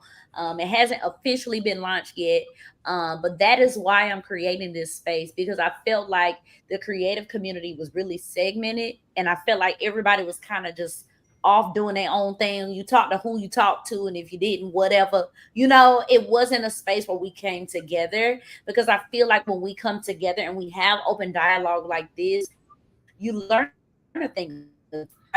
You learn it off of each other. We make each other better, right? The Bible says iron sharpens iron. If I ain't got no iron around me, how am I get sharp? Now I'm just walking around dull. Now I walk around dull. Who want to do that? So that's why this space is necessary. So Quinetta, I think you really hit the nail on the head there. There is a space for all. A designer is a designer, no matter the app they use. Period. Point blank. Okay. And what makes a designer, we'll get into that another day. We ain't got time for that. But Cedric, what do you think on that? So it's so much I want to say, because I didn't get a chance to chime in on Christy, and then you said the thing about iron sharpening ironing, and then everything Quinetta said. I know CC. I remember CC as well, because I followed her, and she used to teach these strategies and the $1 million, and yeah. So, I'm gonna start with what Christy was saying earlier about the whole having to be an influencer or whatever, right? I personally don't feel the need to conform, because I've been on social media since I was in the 6th grade with Black Planet, Magenti, like when there were chat rooms. So when social media first started, I was there. So now that I'm seeing everything, like I don't even watch TikTok, which I know is probably like a weird thing to say. Me neither. I don't watch TikTok because I'm always so cautious of what I consume now, because I've been doing it for so long. And to be in this space now, I know that everything isn't for me. And I've never been the person to be on camera. This is like this right here is a complete stepping stone for me. So and a part of that was one of my goals of this year was to grow my personal brand. And I struggle with being my raw, authentic self, saying whatever I want to say all the time, because I know that some people love to hear my opinion. They like it unfiltered. They know that I'm the person in the room who's usually quiet, but I'm getting ready to say what everybody in the room is thinking. So, and I watch a lot of people and I know a lot of people, but I may not interact with a lot of people. So a lot of people like, you're not an extrovert. You're not an introvert. You're an extrovert. And I'm like, no, I'm very introverted. I worked in customer service for so long. I taught education as well. When I leave those spaces, I don't want to talk to a soul. I don't want to engage on social media. Somebody called me 2 days ago and I'm like, I just don't have the capacity right now to engage in just random conversation. It has to be about something. So just to piggyback off what Chrissy said, I really just I don't feel the need to show up in that way just yet. I get a lot of my clients from referrals. I post about my business just in a general sense, just so if I do snag somebody, I snag them. And a part of it is because I dabble in having a 9 to 5 still. I'm currently in school for my MBA in project management. I'm studying for another certification. I just got my insurance license. So I do so many different things. I'm building a dual career is what I say. I never just wanted one source of income. So for me, shifting into more strategy and doing graphics as well and holding on to those clients is one aspect of what I do. And then I'm also shifting into full blown doing projects. And it all kind of comes full circle for me because I tie so many of the various transferable skills together to do everything. And that's my personal brand. So when I show up, I can't help but show up as my authentic self and show up in confidence, like Kim was saying, because I know what I can do. I know what I offer. I know what I give. And nobody can question that. And I don't feel the need to show up on social media as much because of that.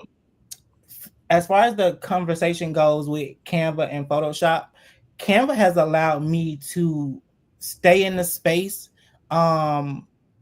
without being overwhelmed because I found a way to make it work for me. I found a way to make it my thing.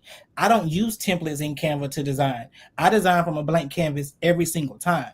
So the thing that I do is because Canva has so many elements, I don't go to just the first element that I see. I'm gonna scroll for a little while. I want to find something that you won't just see already on social media on a template. And I'm gonna pull that into my work because I don't want you to think, oh, I could have went and got this from somebody else, or I could have done this myself. I don't want you to ever think that. And if you think that you could design what I do in less than, because I can put a flyer together in 15 minutes and it looked like I took a long time to do it and I actually thought about it and all I needed was a background, a color, a title, the date, the time, and the link to wherever it's going to be. And I've given you more and I've given you something that not only that you can just post, but it's going to actually grab somebody's attention. When Jerrica said the iron sharpen iron thing, I remember I was in college. This might be like 2014, and one of my classmates got up and she did a presentation. And when I looked at her presentation, I said, "This is amazing. Like, this is I don't even want to show what I did after this." So from that day forward, I said I will never give another bad presentation. When I give a presentation, it needs to look like that. So throughout the rest of my tenure in college, I could easily get by off of just the appearance of what I gave because it looked so amazing. And then all I had to do was tie in me actually knowing my stuff and delivering it with confidence. And it worked for me, and that's continued to work for me. And I've become a lifelong learner. I'm here today because I feel like I'm the underdog in this conversation. But I've gained so, and I say that because I know that I don't do the work that you all do. I'm not in the same space as you all in a sense of like the biblical space or spiritual or whatever. So for me to be baby, it ain't nothing but a headache. So you rest where you at, man. God. I admire. Don't come over here. Do not come over here. That Todd set up. Do not recommend. And I know it's not for me. Last year I did my cousin's obituary, and a lot of people were asking for obituaries after that, and I'm just like, I can't do that line of work. It's not for me. It's not something that I have a passion for. I don't like to do it. But if my family needs me to do it and I don't want them to just give me some crap or just a little simple bifold that they just slap the picture on, then I'm going to do it, right? Because I feel like my people deserve more. I literally have one church client and they only get maybe 2 programs a year. Literally, they don't try to do anything other than the church anniversary and the I think the pastor's anniversary, those 2 days, and then we are good for the year. And she happens to be my cousin, so that's the only reason why I still do it for her. Other than that, I'm strictly small business. But I'm happy to be a part of this conversation and just to hear you all speak and just to resonate with so much of what you all say, even in my space, because I don't get a chance to interact with a lot of designers outside of a situation like this. Like, remember I told you when I reached out, when I first wanted to get started, the person would not show me anything because they felt like I was competition for them, right? But I tell people now, I don't want to be in your space. What's for you is for you. What's for me is for me. We don't do this. We're still not going to do the same work because that's not my style. That's your style. Your style is yours. And over time, people pick up on what your style is. People literally know when I designed a flyer versus when somebody else did. And that becomes a part of just your branding and all of that. So again, for Christy, I you don't have to be extroverted, but you can find a creative way to show up in whatever space you need to show up to that works for you. And I would say that's the most authentic thing. Yeah, I'm with you 1000%. I'm with you 1000%. You said some really good stuff in there. So Kim, we swinging it around to you, girl. You tell us, like, how can we shift the conversation from the comparison, what's better, all this other stuff, to a more collaborative space when it comes to Photoshop and Canva? When it comes to Photoshop and Canva, how to shift the conversation is kill the thought of somebody trying to be better than you when in reality you can be just like them. We're only one step away from being as great as somebody else. So it's almost like I love Shonda's work. I can probably design like Shonda, but I will be purposely designing like Shonda. I don't have to design like Shonda. I can just call Shonda and say, Shonda, they want a Shonda style. I can just say, you want a shirt? Cause I don't do that. I don't like it. It's not my preference. It's not, it is totally, y'all be doing y'all styles and y'all make that style work. And I like y'all styles. And when people see me, y'all styles, I be like, yeah, you want me to ask them for you? Are they busy? Right. Because Shonda do be busy. Don't let her tell y'all nothing. Shonda do be busy. Oh, I know. No, I'm just playing. Shonda be busy in real life. So I've gotten plenty of referrals. We asked Shonda, but it's all right. It's okay, Shonda. So I feel like you further the conversation when you stop comparing. You further the conversation when you feel like nobody's trying to take your bag. People do crazy stuff when they need some money. Ooh. People do crazy things, say crazy things, do crazy things. You will find a backstabber faster because they need some money. And it's not even like a personal hit more than the fact that I need the money. So you really have to be careful about what you do out of need. Because when it comes to who's going to pick out of all of us sitting here and design it, a lot of the times it's not even going to be who can actually do the design more than who costs the least. There you go. Or what preferred style are you going for? Mm-hmm. But is anyone greater than the other? No, not really, because everybody can probably design everything that you're talking about. But it just really depends on, the price, how fast, this is at a third. But the issue should never be quality. Yeah.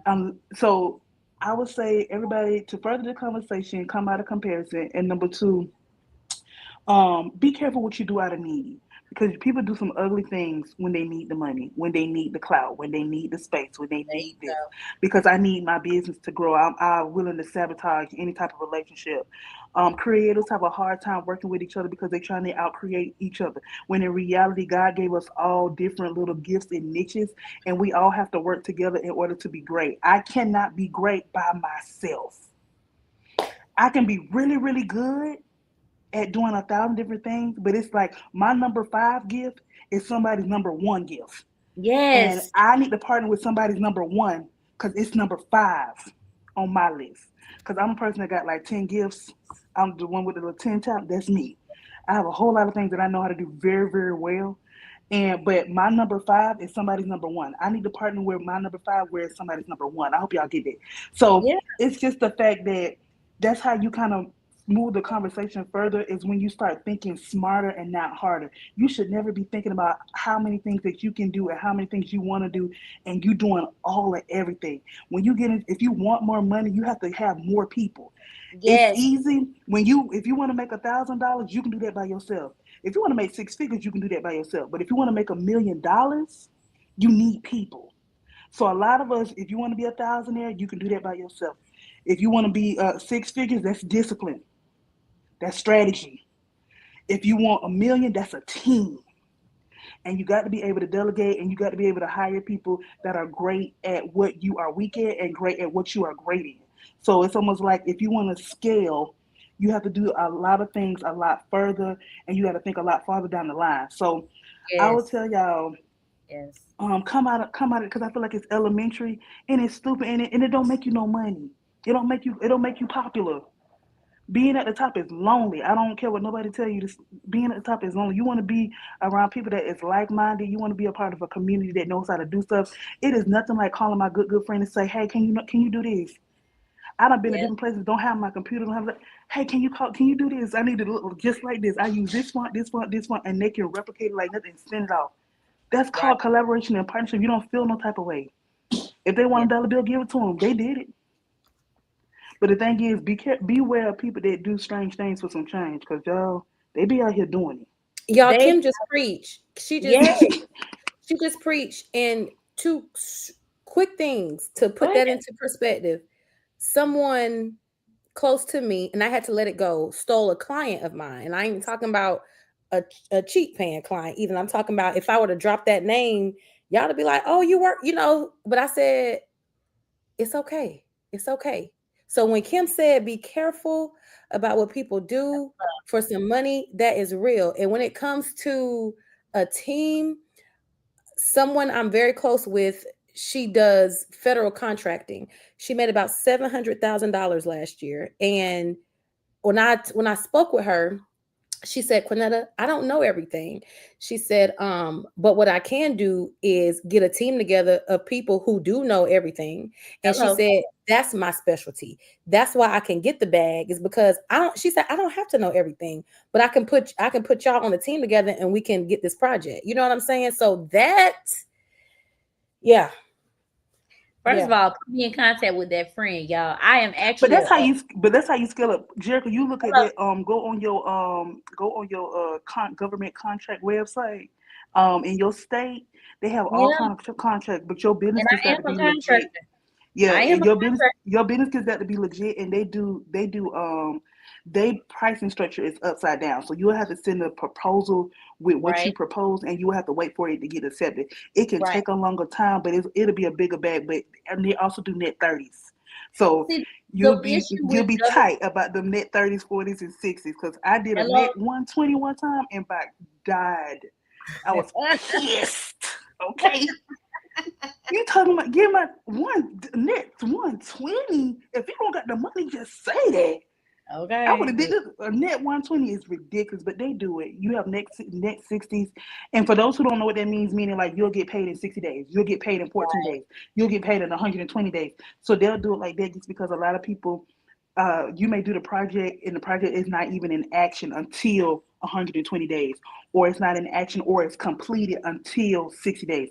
So like you don't know what process or what day they are in their whole marketing or design process, because some people work on 120 days and they ask for graphics at 30 days. So you'll get a net 30 because the project will be completed in 30 days versus you'll have somebody that has 120 because the project's not going to be completed until 120 days.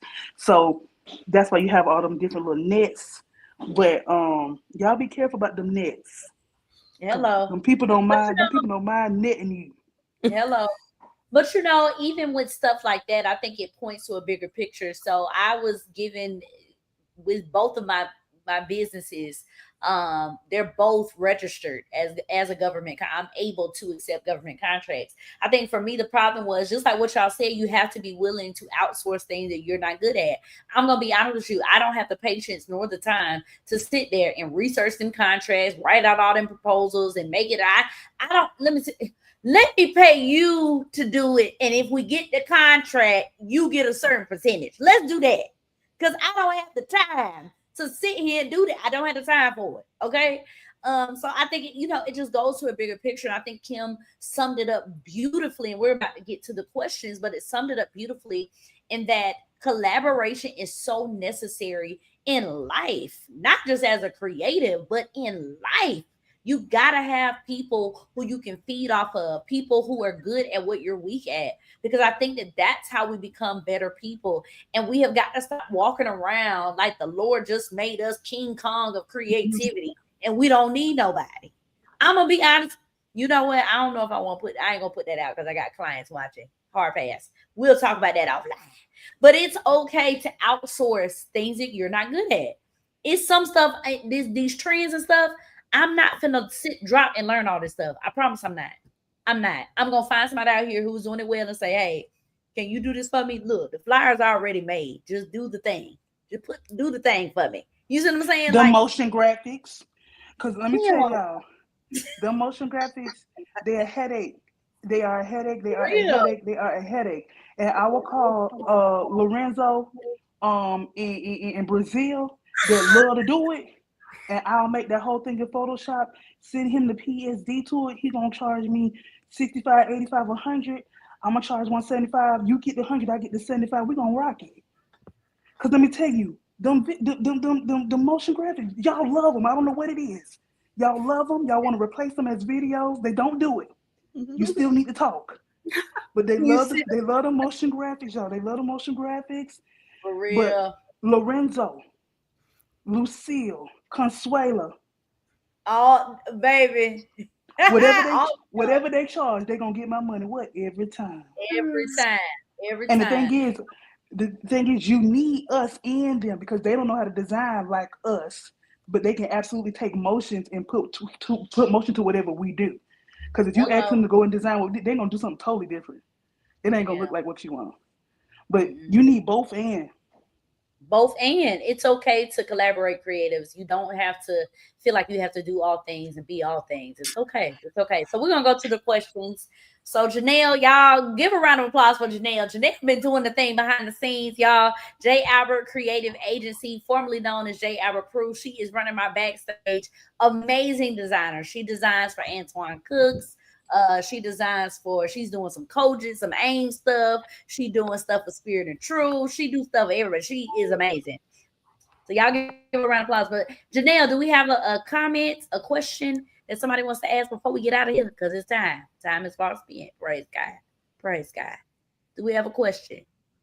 All right, here's our first question. So for those of us who are serious, are you suggesting that we take classes, etc.?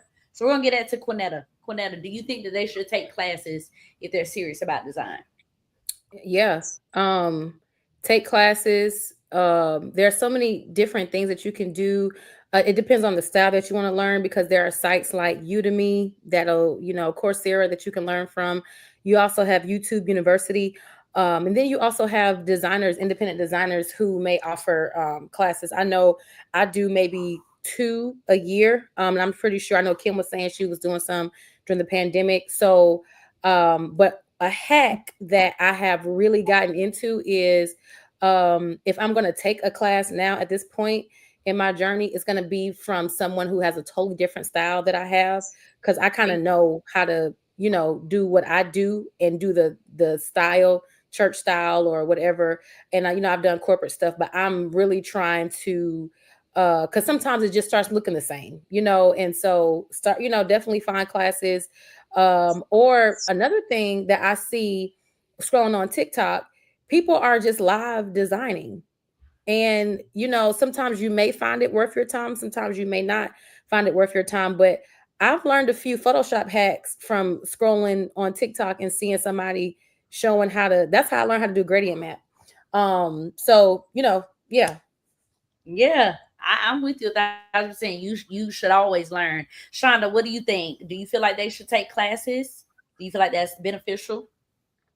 However you can learn, whether it's a class or YouTube University. When I was coming up, they didn't have, I sound so old when I was coming up.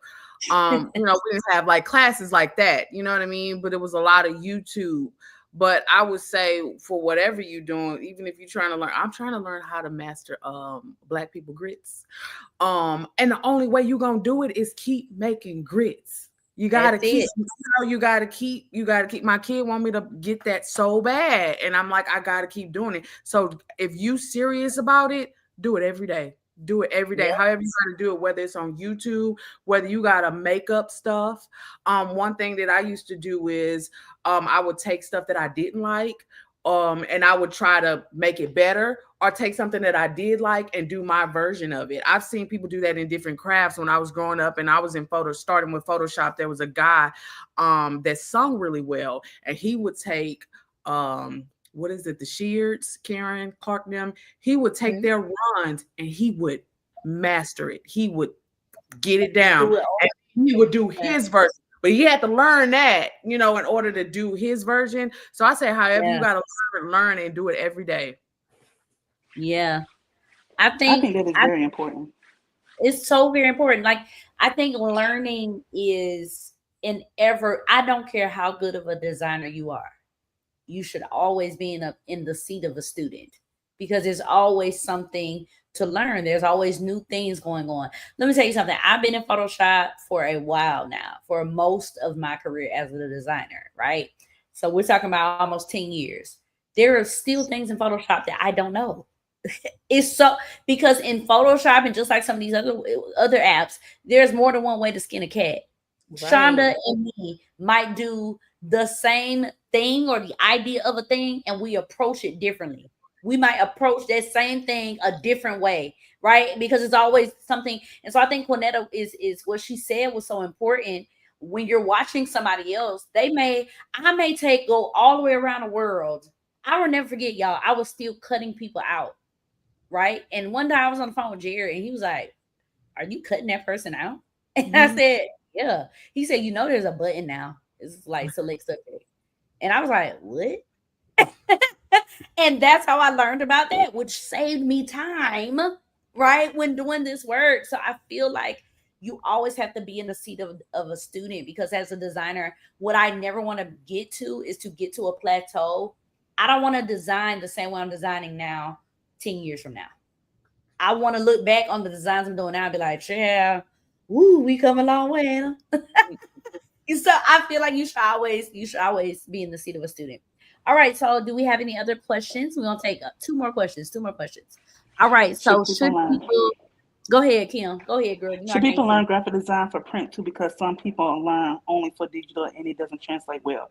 If you're going to be a graphic designer, be a graphic designer. So whether it is for print or if it's for digital, I would tell you to learn graphic design in general. Going back to the classes conversation, take a class. Print and digital is not necessarily super duper different. It just depends on the scope of the print. So when it comes to vinyl printing, when it comes to printing on I forgot what them letters was. If you do screen printing like this, you have to do something a lot simpler, because the print on this t-shirt from their thing is going to be a lot thinner, so it's easier to peel off. So you can't use too thin of a outline, right, on the digital. So you have to know that depending on what you're putting it on, some things you need to translate over to a patch, some things you need to translate over. So it's all about who is printing it more than the actual design. You design according to what is being printed on or printed through. So if you're printing on a t-shirt, I wouldn't do skinny lines, because you can't read skinny lines from afar. If you are printing, if you can't do texture on t-shirts, it don't translate well. Textures on so it's almost like you should learn what translate well versus but like what you see. Some of the graphic tees that you see are freaking fire, but that is one whole picture, and it's printed a certain way, because in reality they don't have that many colors. So it's almost like it's not like they don't use a little squeegee with the little screen, because only those have certain colors. Then you have some that's like all print around, where they use a whole nother machine to print, where they have those certain capabilities. So it's like when it comes to print, you You design according to what is printed on and what is printed through versus do I need to learn print versus digital? No, you need to learn everything, but you're going to design according to what it's getting used for. Absolutely. If that I makes agree. sense. It makes 1,000. Go ahead, Cedric. I used to manage a print shop. Well, I was essentially managing myself because I was the only employee. So I used to run a print shop, and a lot of people were intimidated to come work. So that's why I was by myself.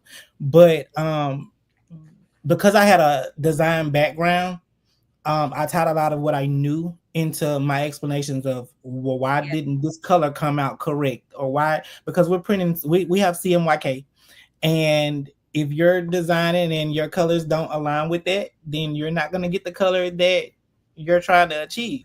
There was a specific blue that a client was trying to get for like a baby shower. She had a hissy fit because the blue didn't match.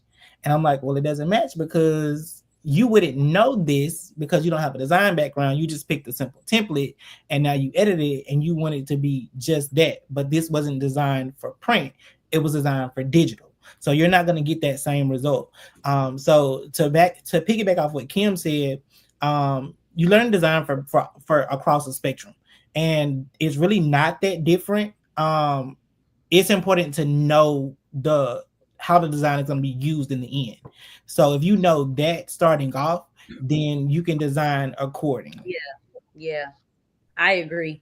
Y'all, let me tell y'all something. I know we said we're gonna do 2 more questions, but I lied. Let me tell you something. When I looked down at that phone and seen 10:04, I said, whoa. Flag on the play. Flag on the play. Y'all, we've been in such a good conversation. Time is far spent, y'all, and I want to be respectful of my participants' time. Y'all, put some fire emojis in the chat. Photoshop versus Canva was such an amazing conversation. We had Shonda, Quinetta, Cedric, and Kim here tonight, and I'm super, super excited. Y'all make sure that y'all go follow them on social media, interact with them. Y'all, let's connect with them and connect with what they're doing.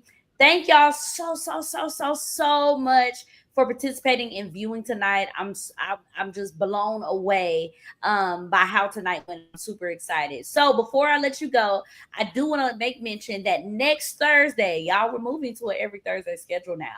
Y'all pray my strength in the Lord. Amen. Next Thursday, we are bringing BJ, which is my therapist, back for the Creatives Couch, which is a space where we're going to have therapeutic conversations about the creative process. And we're going to come from the topic, who's the imposter? Yes, we're talking about the imposter syndrome that a lot of creatives face silently. We're going to talk about that next Thursday. So y'all meet us there. If you want to ask BJ a question and you want to do it anonymously, remember that we do have an option where you can scan the QR code that is on the screen and you can send her a question anonymously, and we will read that question in next Thursday's live. Thank y'all so much for watching. Y'all make sure, if you have not done so, subscribe to our YouTube channel, follow me on Instagram and Facebook, and stay creative, y'all. Stay inspired, stay motivated, and most importantly, always know that you have a seat at the table. See y'all next time.